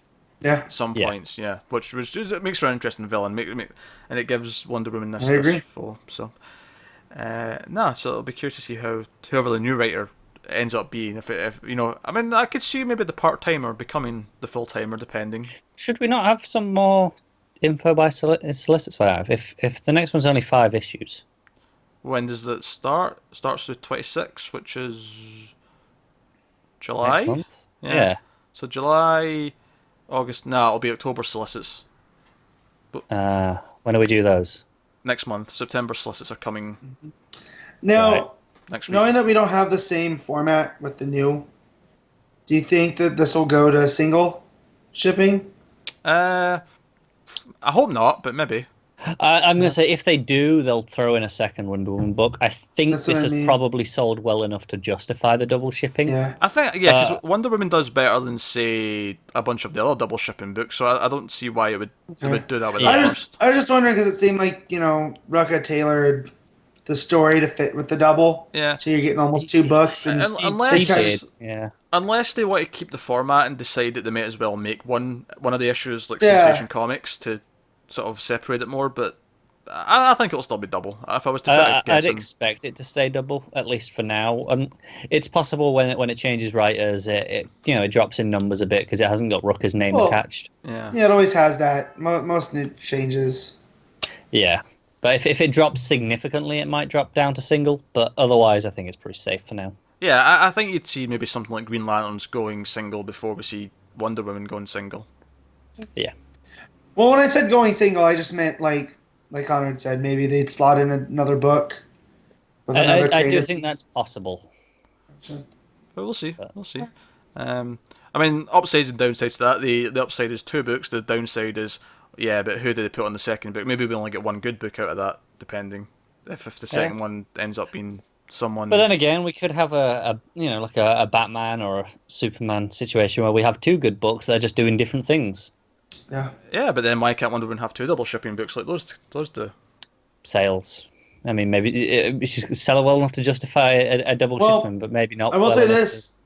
I went to the bookstore last night, and they had an entire Wonder Woman section that they were having a hard time keeping stocked because I talked to the people. That's good. At work, we sell some Lego items, and it's a whole range of things. But one of them is the DC Superhero Girls Wonder Woman one. And in the last 2 weeks, that has by far become our best-selling Lego. Yeah, like it's tripled in sales. I like the idea that Connor's workplace has like a chart for each type of item, and the Lego charts top 10 Lego items sold. It's just we get in the deliveries, and we come to know what's selling well based on what we get in, because that's how our system works. So when we're getting in a lot of this, all of a sudden, it's really clear what's happened. Alright, I guess we'll move on then to the Flash number 24, which is Joshua Williamson writing and andCarmine Giandomenico on art. Continue, of course, the art that started last issue with Reverse Flash in full play. We started similar to last issue with a little bit of future stuff in this museum, which we know from last issue was the things have changed, and like Reverse Flash is also seen as a hero or whatever, and a little bit of a tease of a negative Flash, perhaps, in the dialogue and the narration. Yeah. Not much to go on other than that, but basically, like as much as I said in the Wonder Woman that Cheetah got really violent, equally so, Reverse Flash snapping Wally's legs repeatedly. It's like, oh, they're halfway through healing because you heal super quick. What if it happened if I broke it again? Oh, there's another snap. Yeah. Well, that was shades of Deathstroke at the first Teen Titans that Johns wrote when he shattered Bart's knee and gave the same kind of thing. Statement. There was like, well, your quick healing is going to prevent this from healing properly. So. Well, a big part of the excitement for us here is that obviously Thawne remembers everything that actually happened. Like he remembers the real DCU, if you will.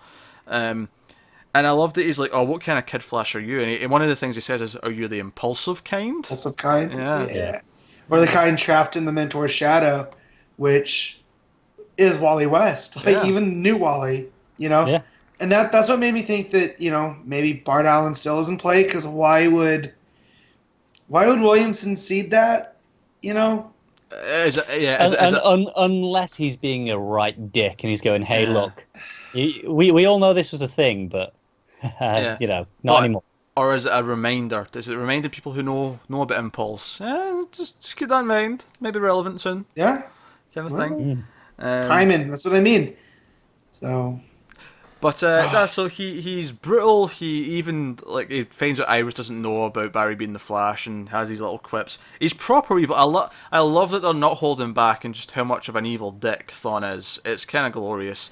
And ultimately he's like, right, well, it takes Iris to the future, to the 25th century, and to remind, or to sort of, well, he's kind of trying to remind her. We don't actually expect her to be reminded of this, but he's like, I want you to remember the time I killed you, and then he just grabs a random civilian off the street and phases his hand through the guy's head to kill him. It is like super evil. It's glorious. I'm loving it. But yet, for as good as of a guy that Barry is, Thawne's the inverse, of evil. Just say the reverse. Yeah. Why would I don't want to say use reverse, because it's not really the reverse. It's inverted. He's flipped. You guys can't see him doing it with my that. He's the And alternate Flash. yeah, but I don't want to say negative either because and I feel like Barry's that's how he gets the negative Flash stuff. He goes to the future and is going to use it, because he needs an edge to save Iris, and now he's going to be stuck as negative Flash for a couple issues. Yeah, it's possible. But I liked the stuff with Multiplex, with him and Hal going through, and then after they defeat him, Hal has set up like a bar, like he's the bartender, hovering over everything. That cracked me up. That was my one problem with the issue. It's clearly a different artist for that bit. Yeah. So I got to the end and saw that there was a different guy credited on art as well. I was like, yeah, I could see that, and it was really jarring. Yeah, the image itself made me laugh. I did like how it really contrasted when we had like panels from both scenes happening, and it was like really green stuff because of Green Lantern and one of the set of the panels, and then the other one was all red and yellow because of Thawne and all that. Like just the colouring was completely different, and that made it kind of had to give. And ultimately, I mean, like Hal and Barry's thing with Multiplex was just kind of a. It was just kind of a thing happening. It wasn't a big deal. It was mostly just, and they had that talk with Hal. It was basically just, should I tell Iris about who I am? And Barry, who's the last person you should be asking for love advice, basically suggests. But it contrasts nicely because as she's being threatened by his ultimate nemesis, he's thinking about her. But yeah, he comes in at the end and like New Wally's just lying on the ground and torn up, complete pain. Yeah. Yeah. I said, as much as it was annoying at a different artist, I did quite like that final panel of Hal leaving. My favourite panel of that section is it's that same page. It's the top panel of that where it's saying it's the colour of fear. It's very Darwin Cook-esque. I can see that, yeah. Mm-hmm. But it's like the art itself is nice. It was really jarring when it just swapped to it. Yeah, I agree because it's not even just that. It's the rest of the books. Well, it's not the rest. Once we go to the future, it's back to Giandomenico. But nah, the ending was just proper brutal. And obviously he's teasing what actually happened to Iris in the original timeline where she died. I mean, obviously she came back, but she did get killed by Thawne in the original timeline. So teasing all this, him knowing all this and using it to threaten people is really fun. And I really, really like that they're not holding back on his just outright evil. It's great. Yeah, it's fun. Oh, and there's stakes. It feels like, oh no, he might actually end up killing everyone. I mean, he won't probably, because I'm not expecting deaths. Yeah. But he could. Yeah. I can definitely see this playing into the Deathstroke story with Wally. Like, he was just trying to protect his aunt, and Barry wasn't there because he was off doing whatever. And so he's going to go with Deathstroke. That's why Deathstroke appeals to him more, because Deathstroke gets stuff done. Maybe he's going, Barry's not training me quick enough. Exactly. I'm going to go to someone else. Yeah. No, I concur. So, no, the good fun stuff. Really, really digging this Colour of Fear arc so far. Alright, I think we're actually going to... When we have a lot of books, we sometimes enact a sort of a time limit on the rest of the books just to keep things sort of in a neat and timely fashion. But we're already over 90 minutes at this point. So for the rest of the books from here on out, there's going to be a strict 5-minute time limit on each conversation, which typically for a lot of these smaller ones, but it's only one or two of us that have read them, it kind of works out that way anyway. But just in case we start going on like tangents and things, it's just to hone it in a little bit. So... We still have quite a number of books left, actually. The next couple are still ones that all three of us read, but it's just to sort of tighten us up, because we talked a lot about The Forge, and so on. So, next up we have Titans number 12, written by Dan Abnett. Art. This is soul-crushing. The tease that this issue was, because we obviously normally have Brett Booth, they gave us Kenneth Rocafort for one issue of Titans, and it is glorious. It is beautiful. Yep. He always is. I forgot how much I loved his arsenal. Like, that was the one good thing from that New 52 run of Red Hood and the Outlaws. Yeah. Was well, that's it. It's so nice to see Rocafort not under him. Even the cover, which is like Omen sort of like cowering down and like all these demonic versions of the Titans coming after her. It's beautiful stuff. Oh man. Oh yeah. So yeah, so basically just this issue is that Omen goes to visit Simon, from the previous arc, in prison, and basically all the because they're both psychics, they're both telepaths. The most of the conversation is all in their head, so it's all thought bubbles instead of speech bubbles. So that's good fun. But basically, most of it is him trying to pry into all of her recent memories, and through that we learn all these recent sort of things that have been happening with the rest of the team. Various things with different pairings. We see that Garth's got a thing for Omen, and Omen and him are getting a little bit flirty. She kisses him. A little bit of flirtation with what am I thinking about now? And she's like, oh wow, and stuff like that. Meanwhile, Arsenal's still kind of got a thing for Donna, and it's being weird. Unfortunately for him, though, a much more appealing Ginger steps into the fray, and Wally and her end up kissing because they both realise that they both feel kind of out of place because she's just learned that she's not real from the annual. Right. Linda's not really giving him the time of day yet, and she feels kind of weird about him, so that's not really a thing yet. And they have this moment. And as much as I think Wally should be with Linda, I'm not opposed to this for a while, actually.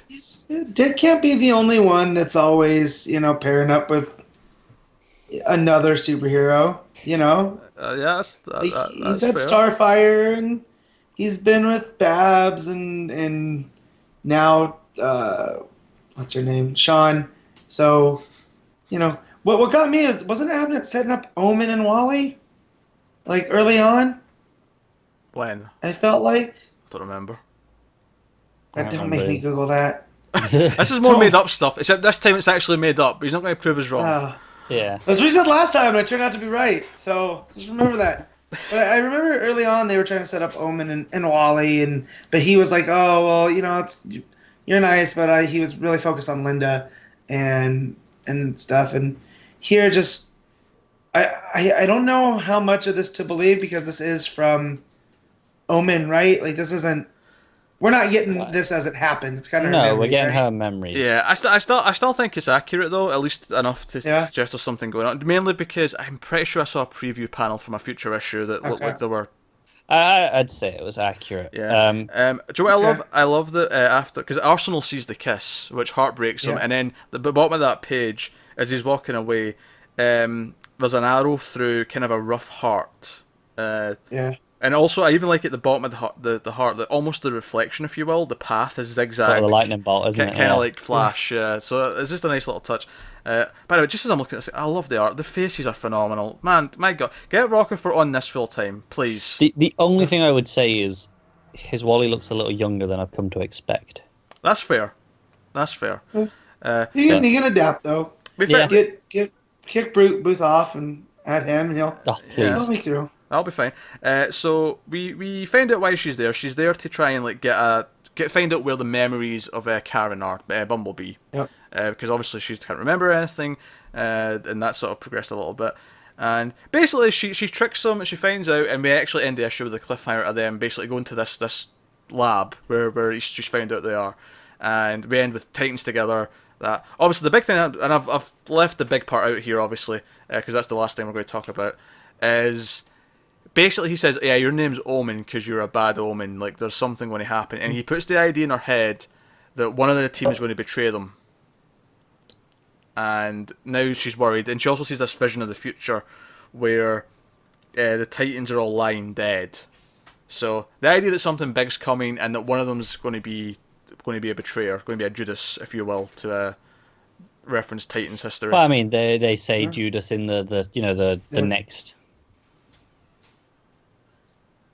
The next what? The next on, where they have the next at the end of the issue. Fair enough. Yeah. So they say Judas in there, so I think it's very intentional. Oh yeah. Sure. I'm just thinking too. This is part of the mind games that Omen was playing with Simon, because there's this back and forth the entire time, and Simon's saying that he's so much more powerful. But but she's worried at the end though. Yeah. So I'm wondering if it's her narration. She's concerned. As much as she got the upper hand, the stuff he seemed to show her seemed to have some merit to it. She believes it, at least, to some degree. I do like that when the conversation got serious, they switched to speech instead of thoughts. Yeah, it's kind of like they're shouting almost, like, because in your head's kind of quiet to an extent. It's silent even, but the idea that you get loud, you're like, no, I want to be loud. I want to shout it out. Yeah. The other thing I really like is I'm glad that he called it out and saying that their life was like a soap opera, because it just was this issue. Yeah, because we had Garth and her, and then we had the Wally and Donna stuff back to back, and then there was a love triangle because Arsenal's got it was a total soap opera. So it's self-aware, which is cool. Oh man, that final page, he needs to come back and draw this book full time. My God. It's just it annoys me every time we get a guest like this, and then I go, ugh, Booth again next. He draws such a fantastic deck, and yeah, take your innuendo if you want it, but it looks so good. It does. It looks so good. All right, I think we're actually like a minute ahead of schedule now. That's nice. That'll take us on to Supergirl number 10. Steve Orlando writing, Brian Ching on art. We're in the Phantom Zone, of course, and Zadu sort of enacts his plan. He pretends to be like a ship captain to them, but he's basically he captures them. They're all imprisoned because Supergirl's not got her powers. Her yellow sun powers are all fading because she's in the Phantom Zone, and they basically have to plot and try and get out. Zadu's kind of got his plans. He's got Sai from the Batgirl annual, who is the key to getting out. She can possibly open the zone and get back to Earth, which is why he wants her, and it's why the team... I mean, obviously they want to save her anyway because they're heroes, but it's why she's also integral to that part of the plan as well. And yeah, they eventually break out. There's some fun Batgirl, Supergirl banter, mainly some stuff with... sort of their opposing ideas of how they handle things, where Supergirl sort of dives in head first, punching things. Batgirl, of course, is more of a strategist, and that comes up where Batgirl kind of maybe imparts a couple of lessons on her, and Supergirl maybe learns from that a little bit along the way. Of course, by the end of the issue, Supergirl decides to jump in head first anyway, because sometimes that's the only option. And now they have to fight a giant dragon. Well, more specifically, Supergirl has to go inside the giant dragon and try and reach... Because the dragon is Sai. Sai's basically... Her powers erupted into a giant dragon. It actually confused me a little bit, because you turn the page and then all of a sudden it's just a giant dragon and there's rubble everywhere. And I'm glad the first line of dialogue was, oh crap, she's destroyed the entire building. It's her. My God, she's a dragon. She split this whole city apart. Yeah, it was kind of the weird, because I feel like you needed to do that just in the art to make it clear. You'd have had to have had more transitional panels of like her gradually destroying the building, but it worked well enough. Like they knew they needed the line, so they put the line in to cover it. So that's fair. I do think that leads to kind of one of my criticisms of the issues. I like Ching a lot. I think he's been really good on Supergirl. I'm not sure he handles this Phantom Zone, otherworldly stuff as well, though. Right. Like when it's set in the real world, the high school stuff, facial expressions are so great. that bit where she winks. I think the faces are great. I think he does a really good Batgirl. My favorite panel is probably that double punch panel where it's like both of them. It's like the POV from the villain, and they're both going to punch him, and they're both got smirks on their face. That's pretty good. I see what you're saying though about the zone. That stuff's not working for me here. Well, I mean, not going to be here forever, so I guess that's the comfort I can give you. True. But no, I thought the story was a little wonky. I felt like I was missing something. I had to go back and check what had happened, how the last issue ended. Because when you had the boat captain picking them up and stuff, I was like, we're in the Phantom Zone, right? Like, that's weird. That felt out of nowhere, but it kind of just worked when it turned out to just be the villain pretending to be help. Yeah, it was way off, and the honestly, heavy sci-fi of it are just like, eh. I think my only problem with that is it just did kind of feel like this idea of nowhere, that there's this ship of people on a ship that's made out of the one type of metal that can exist in the zone. It felt like a really weird high concept thing. But then it quickly just turned out to be a ruse, and then it was like, okay, well, we can get on with the plot now, it's fine. It just felt like such a weird idea to throw out there, out of nowhere. Yeah. But no, I'm enjoying it for the character stuff. They're even doing some more stuff with Supergirl's buddy. What's his name? I'm forgetting. Ben. Yeah, they're setting up a bit more. We're getting a little bit more of an idea of what he's like and what drives him. There was a line where he mentioned being in high school. I was like, oh, is he that young? I thought he was working for Catco full time. Oh, he's an intern. Well, they were both part of the interns. Yeah. He comes across as older. I think it's the way he's drawn. Probably. It could be. I do like the idea though. He when he brings it up, I'm like, oh yeah, Babs is like the old person here. She's like 23 or something like that. She's like old compared to them, which I think's pretty funny. Which but it ties in though to the whole big sister thing where she's like giving all this advice, which kind of works. So, no, I'm excited to see her. I'm excited to see Supergirl trying to reach because for her, maybe in the outside it'll be like Batgirl and Ben like try to like survive while this is all going on. But I feel like inside the Dragon next issue it'll be Supergirl trying to break through to her with her compassion and with her understanding rather than big smashy fight. Maybe some of that too, but I feel like that'll ultimately be what wins the fight is like getting through to her. Probably. It's usually how it goes with this. Yeah.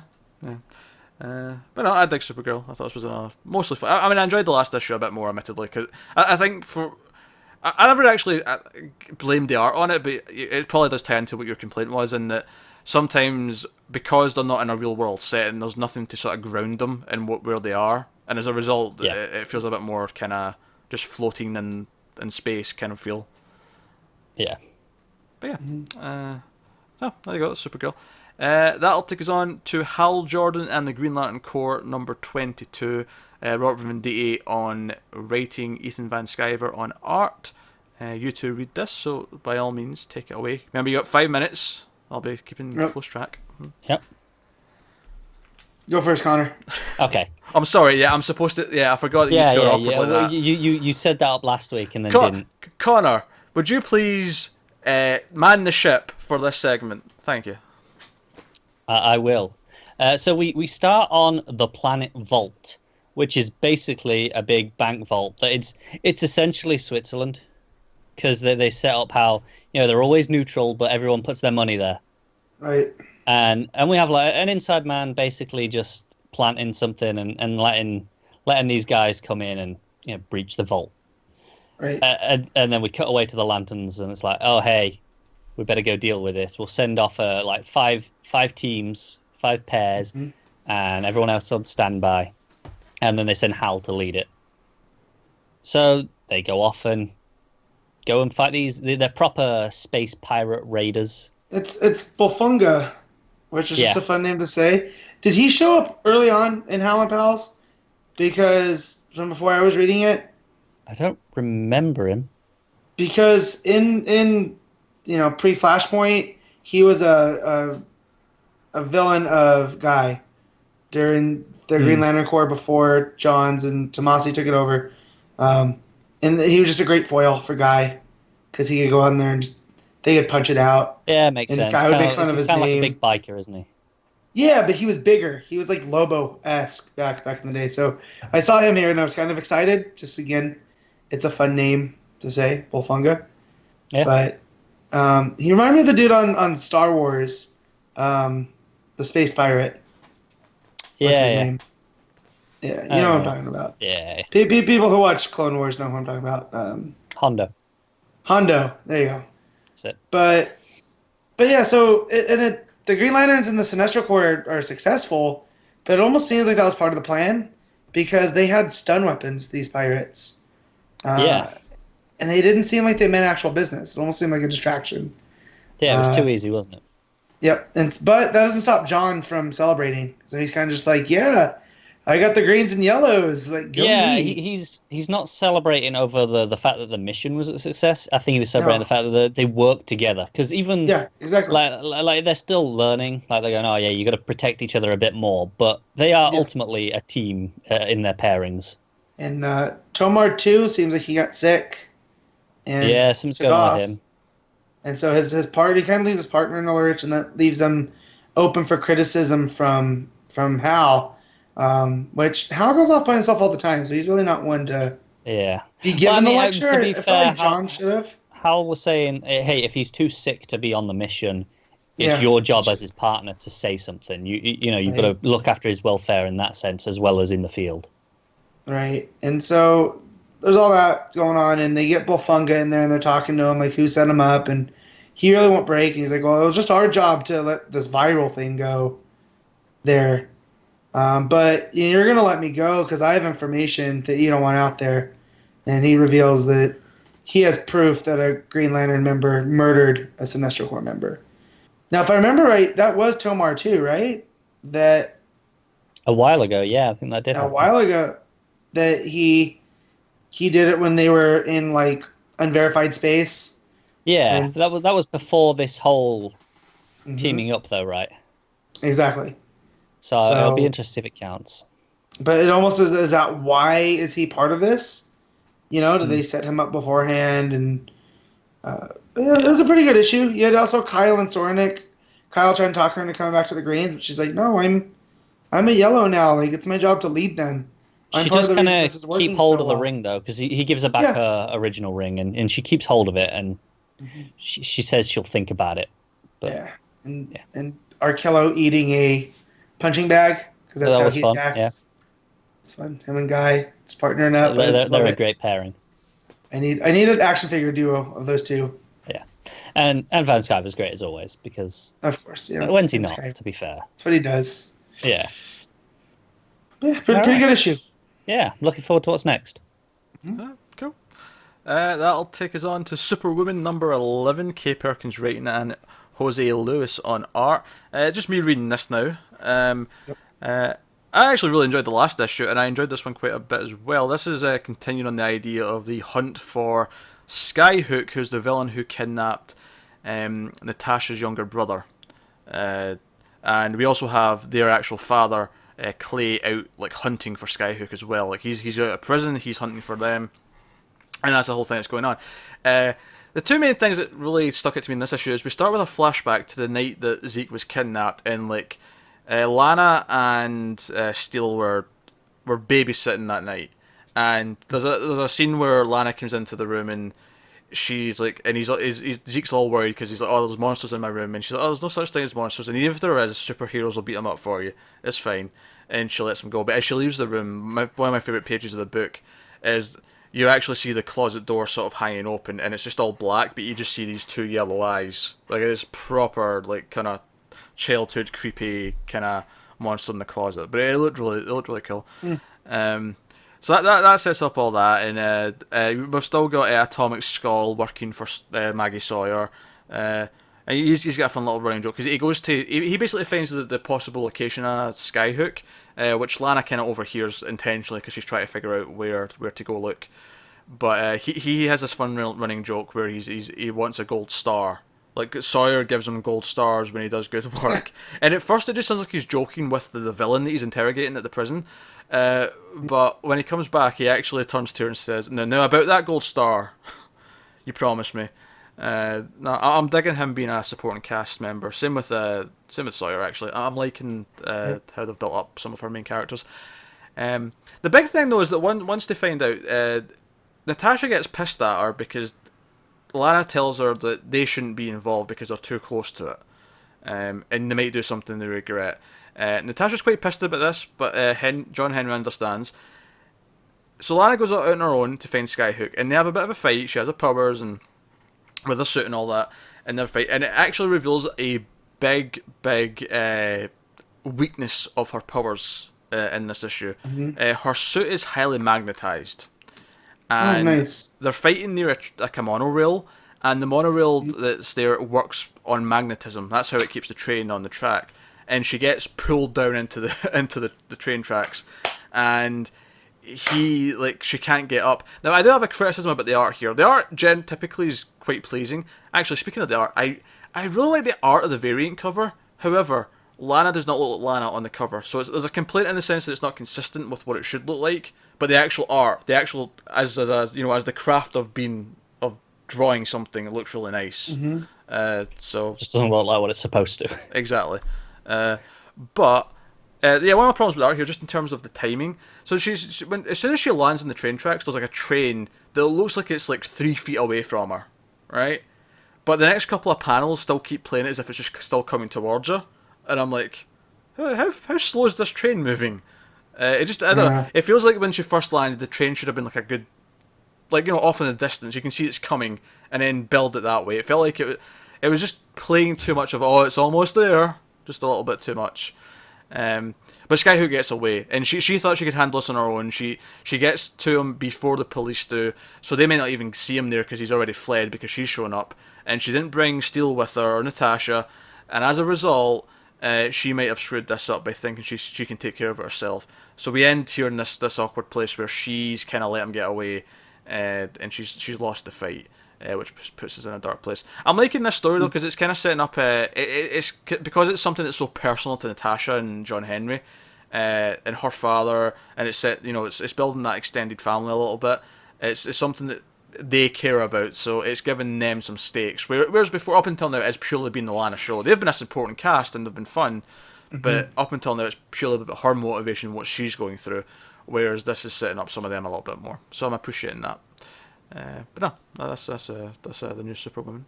Alright, that'll take us on to New Superman number 12. Me and Matt read this. Jean Lun Yang writing and Billy Tan on art as the last couple of issues. This is the next part of the current arc where we've got this giant kaiju-like turtle, which used to be a guy, who was discovered at the bottom of the ocean, and he's wreaking havoc. Delane is familiar with this, and we learn throughout this issue that she is also mythical, like him. Yeah.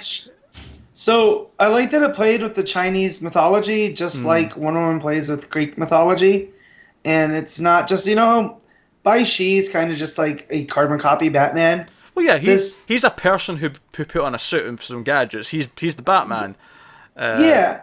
Whereas she's legit a snake that gained personhood.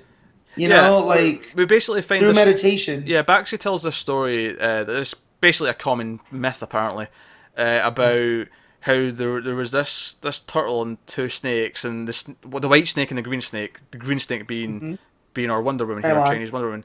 And the white woman falls in love with the man, but the green snake also falls in love with the man. They both become human, and then she defends it, and the green snake, Delane, as a woman, because they've both become women at this point, falls in the ocean, or beats the turtle guy into the ocean, and then they both turn to stone, which is how we find him in the last issue as well. And we found out that it's actually Dr. Omen? Mong? Yeah, Dr. Omen. Yeah. The Ming Ming, that's what I'm thinking of with the word Mong. Ming Ming. But no, Dr. Omen, she'd found her. She found her in stone, was a year ago? 2 years ago, they said? Yeah. It was recent.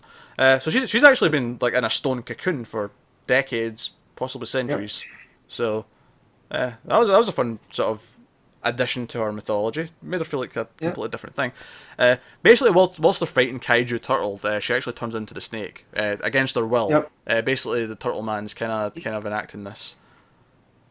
Yeah, he cut her in half, and she ends up growing like a bottom snake half, which gives away to a full snake. Which but yeah, Keenan and Baishi they help her.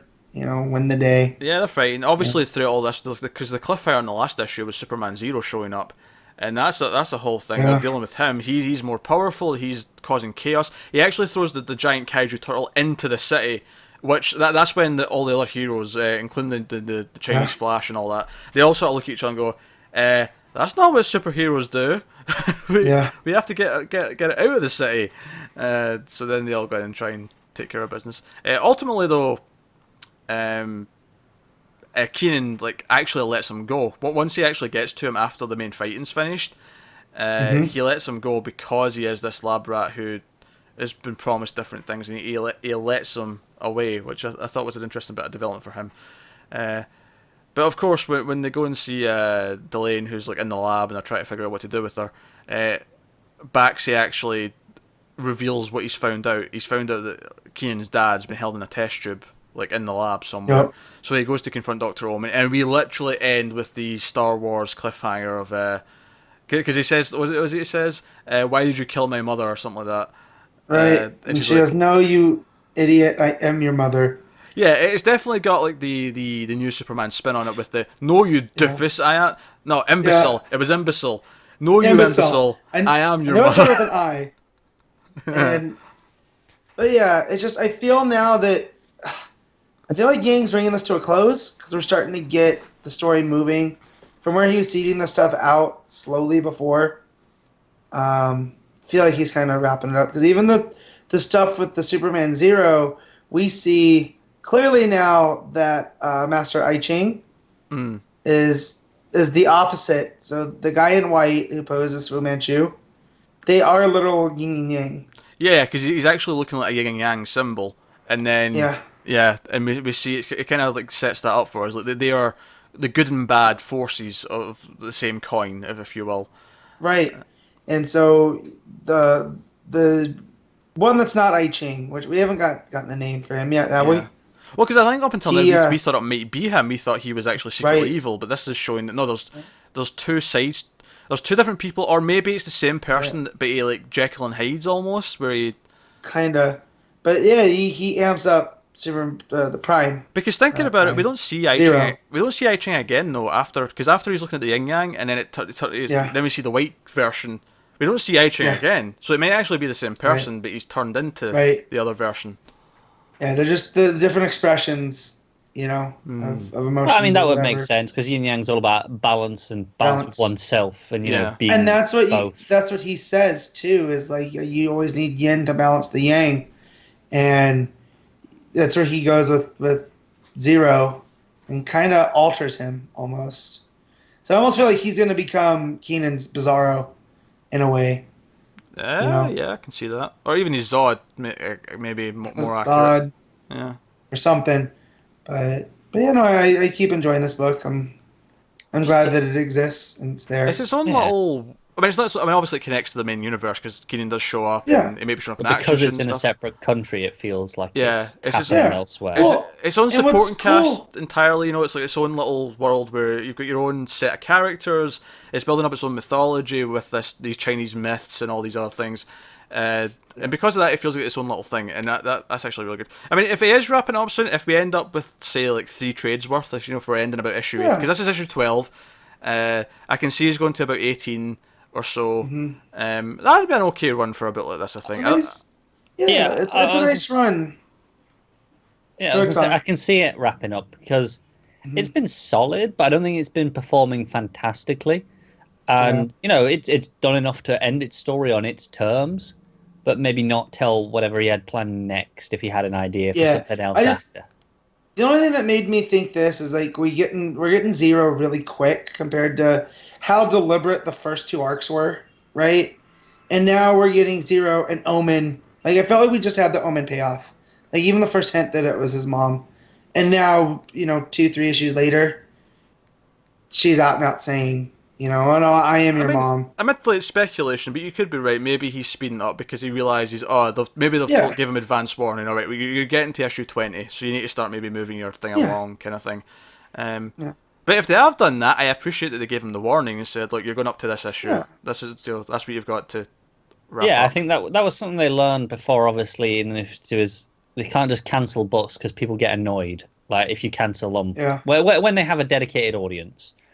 And I think this does have a dedicated audience. It's just maybe not big enough to survive indefinitely. Well, it's also good for creatives, too, being given the chance to tell out your story. Like, you got to rush it along, but you're able to finish what you're doing. Like, I always felt like Kyle Higgins always kind of got the rough end of the stick when they decided to kill Nightwing off and put him into Grayson.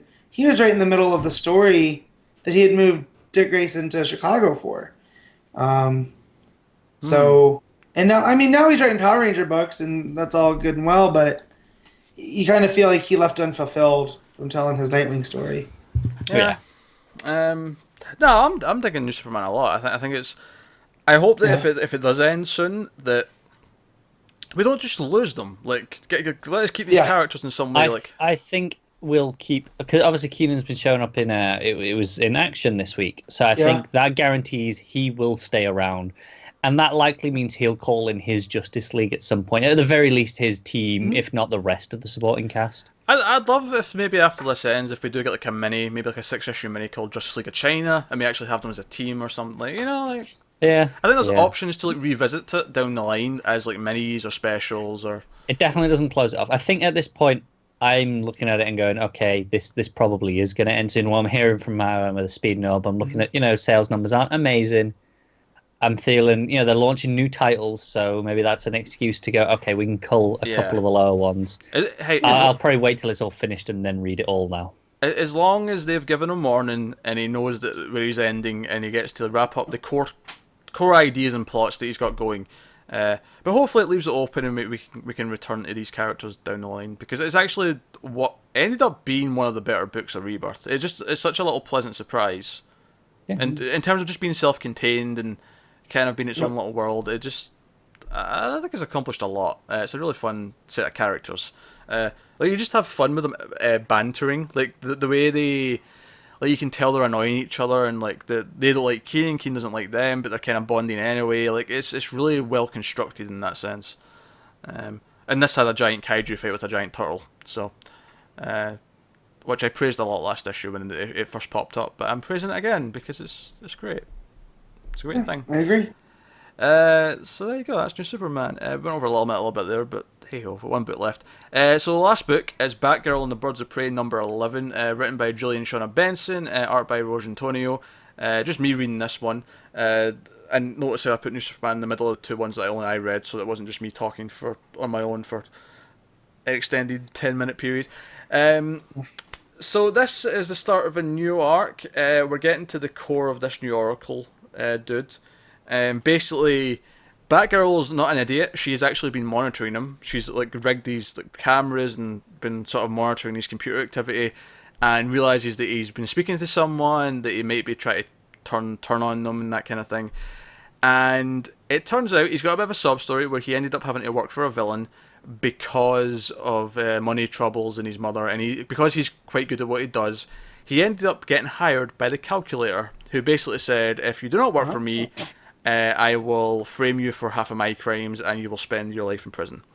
So he's kind of doing it against his will, and it turns out the medication he was taking, because they bring that up thinking he's maybe just like some sort of junkie, he's been high. It turns out he was taking medication because he's bipolar. Okay. And it helps him keep that in check, kind of thing.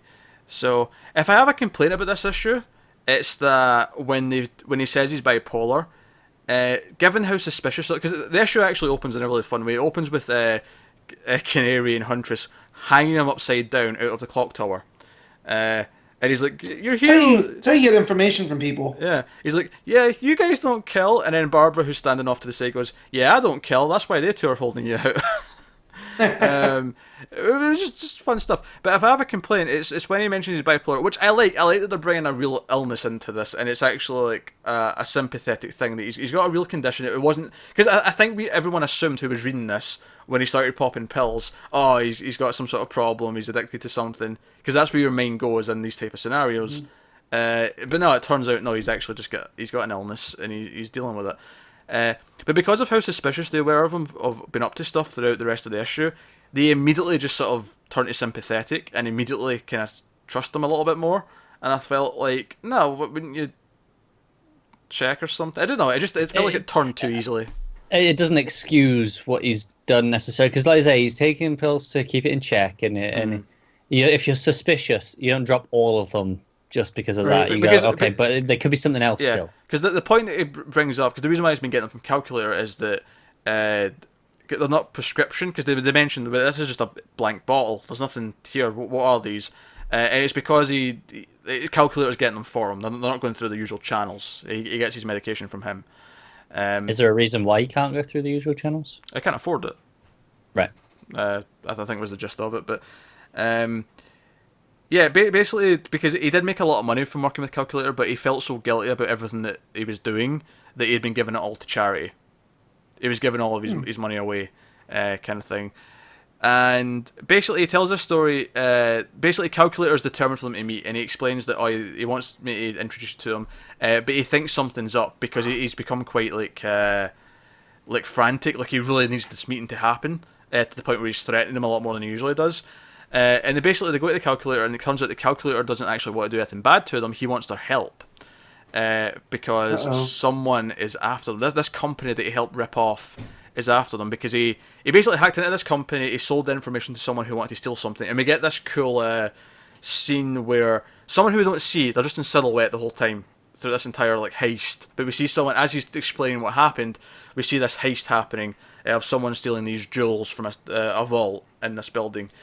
And he explains that the hack was traced back to him, so they're threatening him, and he needs the help of the Birds of Prey. And they're like, basically like, okay, we're willing, because they kidnap his family. That was what they've got at stake. So Huntress is basically, look, I don't like him either, but there's actually like an innocent wife and like child at risk here, so we should step in and do something. So they basically agree, and then we find out at the end, they're like, okay, so who was the the person who hired you, who broke in and stole stuff, and the cliffhanger is that it was Catwoman. So we got some Catwoman action coming to Birds of Prey, which is pretty fun. I enjoyed this show quite a bit. I do think the way they completely changed their minds immediately with New Oracle was a bit quick for my taste. It just felt a little bit unnatural. But as normal, it was the interaction, that them like dangling them off the roof. There was some fun stuff to be had. It was maybe just a little bit too much of the issue was the New Oracle explaining his backstory. So it was a lot of his flashback for the middle of the issue. Once we got to Calculator, though, that was pretty fun, because it's kind of a C-list villain, which is kind of perfect for Birds of Prey. To maybe kind of elevate some of those type of villains up a little bit more. Well, he's always been a good foil for Barbara too, because when she was Oracle, that's what he went from being like the Z grade villain to being the Oracle of crime because of her. Well, that's actually how he found New Oracle. Is that basically he was obsessed with her, and when he saw someone was using the name, he tracked him down, and like then that's when he started blackmailing him and doing all this stuff. So that's the thing that's going on. But no, it's fine. I'm glad they're bringing Calculator into it, and I'm excited for Catwoman to be involved. But also some fun stuff when Batgirl was talking to him, because she was the one sort of down the alleyway, like sort of talking to him. You could hear like Canary and Huntress bickering over the comms about what to do, which was kind of amusing. Nice. But no, it was fun. Art's been pretty consistent with the last several issues, which is to say, pretty decent, enjoyable. And I think what this book sort of, and probably why you guys dropped it, is I think it is never exceptional. It's just kind of a solid, kind of fun romp. Like, it never feels like it's doing anything important.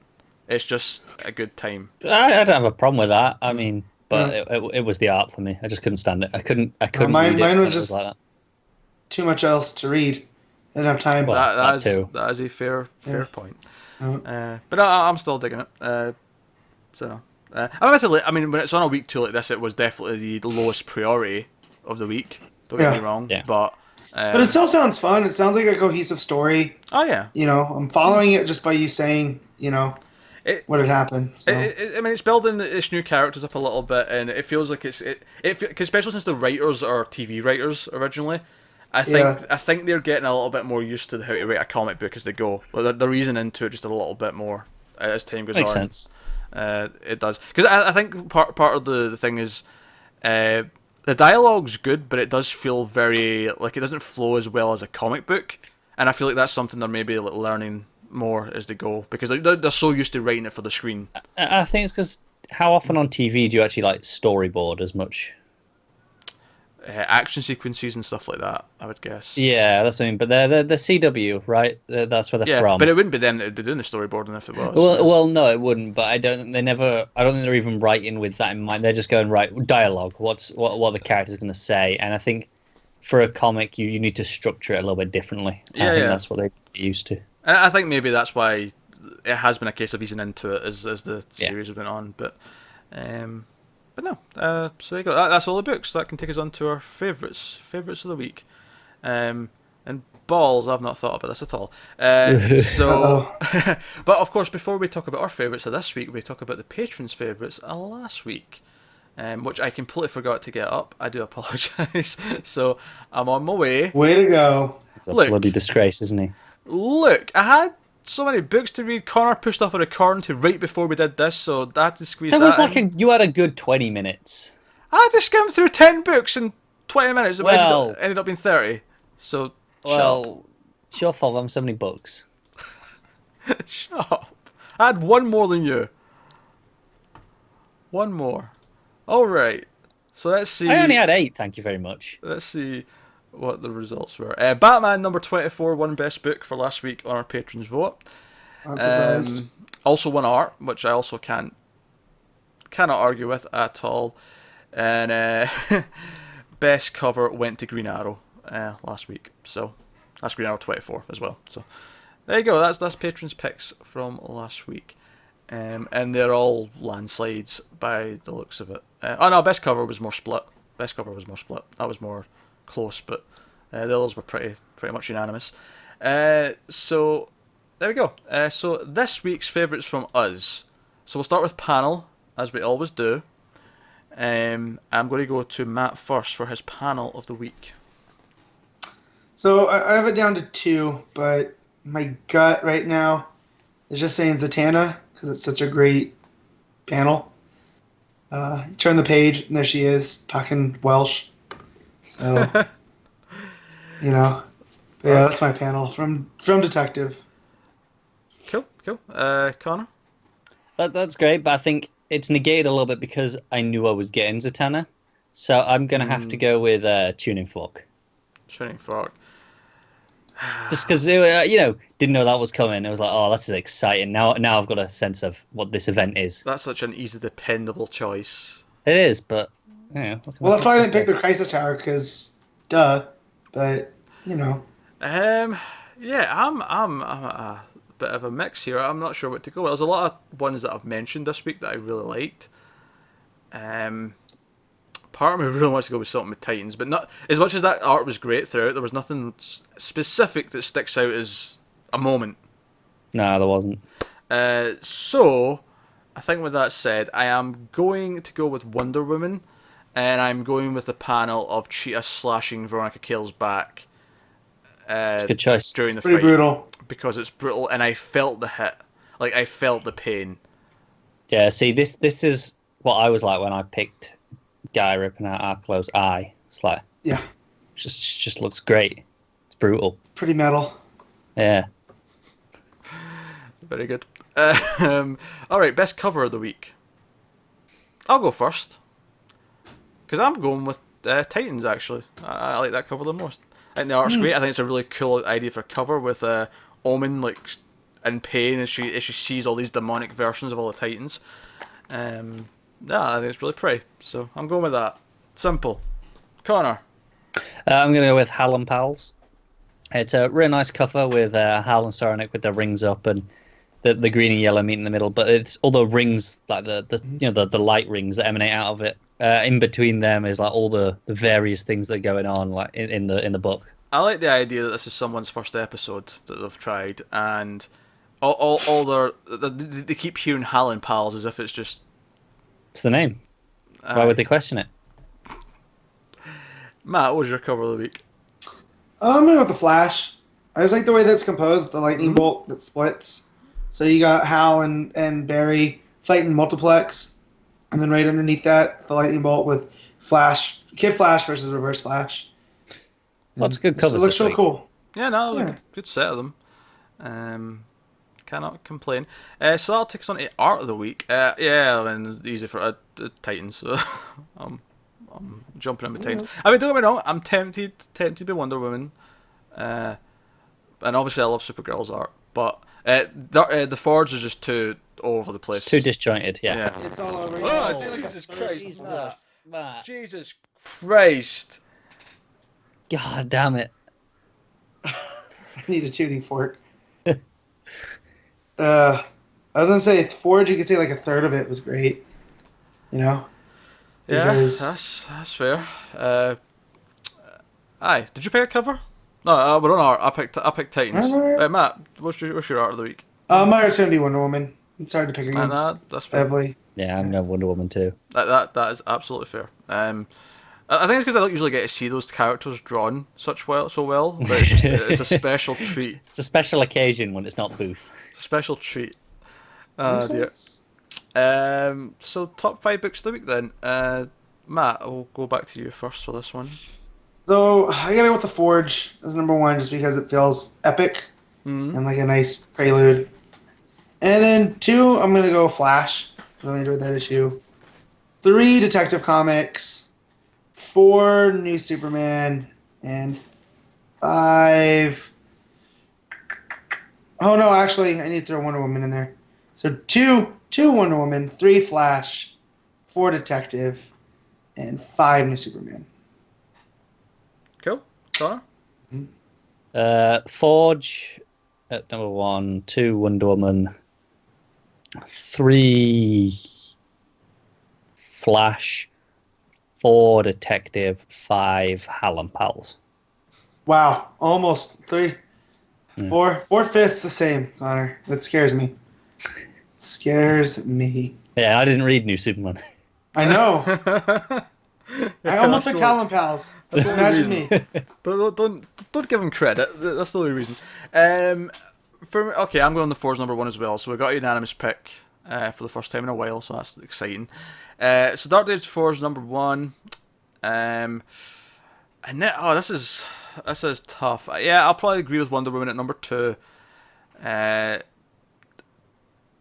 The Flash at number 3. So far, so good. Detective at number 4. Well, I didn't read Hal and Pals, so I'm not picking that. I can assure you that. No, but just the fact that we have a unanimous top 4. Yeah, that is really weird, admittedly. I mean, I'm not sure it's ever happened. I could shift on like 2 to 4 to be honest. I could probably shuffle them a little bit, but I'm going with my gut here. And I'll probably put Titans at number 5. Yeah, put Titans at number 5. Did have your art and your cover. So. Yeah, exactly. New Superman could have been in there, which would match me too much with Matt. So I thought, no, I can't. We've got to change it up a little bit. Can't do that. We've got to all at least have different number 5s. Exactly. So, but no. So there you go. That's the books of the week. I guess that just leaves me to tell you what's coming next week. Now I'm going to say All-Star Batman off the bat because It is, yes. that got pushed from the previous week, so it's not on my list. But That's actually ending with issue 14 now. it is. So yeah, days are numbered.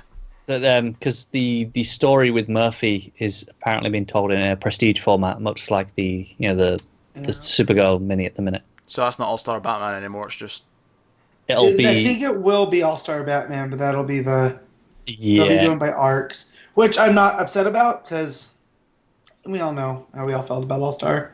So yeah. I mean, I can see them still calling it All-Star Batman : then whatever the title of the Yeah. story is, or I could see them just calling it Batman whatever the story is. because I'm gonna buy whatever Murphy and Snyder work on together. So Yeah, I mean, Yeah. I dropped All Star, but I mean, if they're doing that as a separate thing, maybe I'll try that since it's kind of a fresh start.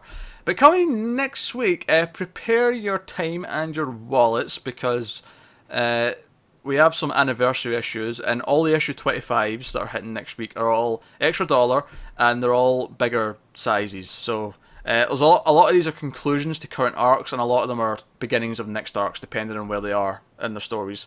So they've worked it out kind of nice. It does mean next week though we have some really cool big issues to come with. Although Matt gets to not worry about it as much because he has more time to read them because Matt's actually going to be missing next week because he has a comics convention that he needs to go to, and as a result he will be missing for a week, which is a shame.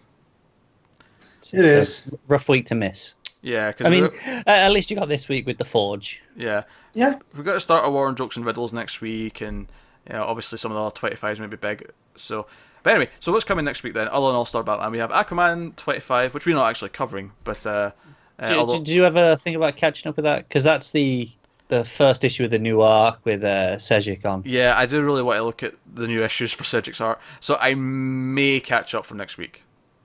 I may go on a catch up streak of Aquaman. But yeah, so Aquaman 25 next week. Batman number 25, of course. Start our War on Jokes and Riddles. We've got Batwoman number 4, Green Arrow number 25, Green Lantern's number 25, Nightwing number 23, Superman number 25, which will obviously be the conclusion to the current arc. And we get Super Sons number 5, we get Trinity number 10, and for those interested, I don't know if we're going to be covering them. I don't know if Connor's going to try them. He's probably not going to have time, given we've got all those longer issues. But Lobo Roadrunner number 1's out, and Wonder Woman Tasmanian Devil number 1's out. Nah, I didn't read any of the Looney Tunes ones this week either. So Yeah. There I was is- totally planning on Bugs and Legion, but I just didn't have time. Yeah, that's fair. Well, there is also Justice League 23, which is still not by Hitch, so that may get tried. Oh, yeah, I might try that. I mean, if I got time, maybe I'll Yeah, give that a yeah, go. kind of time depending. Yeah, if it's another one sort of one-er with a new writer. Also, Harley Quinn number 22 is out. Again, I kind of skipped over that because we don't cover that. Yeah. But There you go. That's what's coming next week. So big week, big books. So there you go. Just gonna say, obviously we lost Adam West last week, and there's all the tributes this past week. Did you see the bat signal in LA? Yep, I saw it. Yep. That was nice. But the Powerless had an episode with him in that never got aired because of when that got shafted. They released that for free on DC All Access. It says a limited time, but if anyone's interested, they can go get that episode. They did. Oh, you may be. I was just about to jump in, but someone tweeted at me about a sequel to the Cape Crusaders. They confirmed that they'd got all of his stuff recorded already, so that will still be coming out later this year as was planned. Oh well, that's nice for fans. That's good. Yeah. It's a little bittersweet, obviously, but it is. But it's nice to at least have it as, because he clearly enjoyed doing it. You guys obviously didn't watch the movie last year, but it was clearly out of passion for a lot of them. But so it's nice to have one more of those. Yeah, no, that's good stuff. So. I guess that brings an end to what's turned out to be a relatively long show, which I should have predicted. I didn't see us going half an hour on the news. That was the mistake. Matt got grumpy about some of the one shots, and I had to pry and figure out why. That was the mistake. You could have just left me alone, and it would have been fine. I could have, but not to. I assumed you likes to poke the bear. I assumed you liked the Forge though, so it was confusing me that you were being down on them, and. We went down a path. But here we are at the end of the show. So thank you very much for watching and or listening. Like, subscribe, all that stuff. Give us 5 stars if you're on iTunes and all that kind of thing. If you want to support the channel, if you want to support the podcast, as well as all the other stuff we do on the Mailed Fuzz TV YouTube channel, we review movies and TV shows and stuff, go over to patreon.com/MailedFuzzTV and see some of the bonuses on there if you want to support us, including being able to vote for what trade paperback or arc we cover in 5th weeks on this show, as well as some bonus comics content that is non-DC related. I will promise you now, anything DC related will be available to everyone in some manner. So you never have to worry about that. But the idea that there's some extras where we'll try number 1s and things like that. Me and Connor have been doing Aliens Dead Orbit every month. That started last month. Me and Matt are doing Archie. I did a written piece on the new Darth Vader series that started last week. So if it's more than one of us, it'll usually be video. If it's just one of us have read something and want to do something on it, maybe write a little piece for Patreon. But so there's some comic stuff there, but there's also stuff for all the other things we do with movies and all the rest. And you get to vote on your picks. And you get to vote in your weekly picks, which is what we did before our picks. So yeah, the new voting form for episode 56, which is this one, will be up before the end of the weekend, and then you have until basically we start recording the next episode. Because as we've clearly seen, I don't even look at it until it's time to read it out. So, fast and loose. So check out that stuff if you want to. Pete's nickname, Fast and Loose. I've had worse. It's fine. So yeah, check that out. But that is us. So thank you once again. So come back next week and join us, or at least join me and Connor. Matt will be back the week after for more DC comics. So yeah, that's us. So what do I always say? Always remember, never get lost in the Speed Force. And then Matt will say something in about 3 seconds, stupid, usually about Connor Kent. If it's not about the Legion of Superheroes, I'm just waiting for it now. I remember Impulse.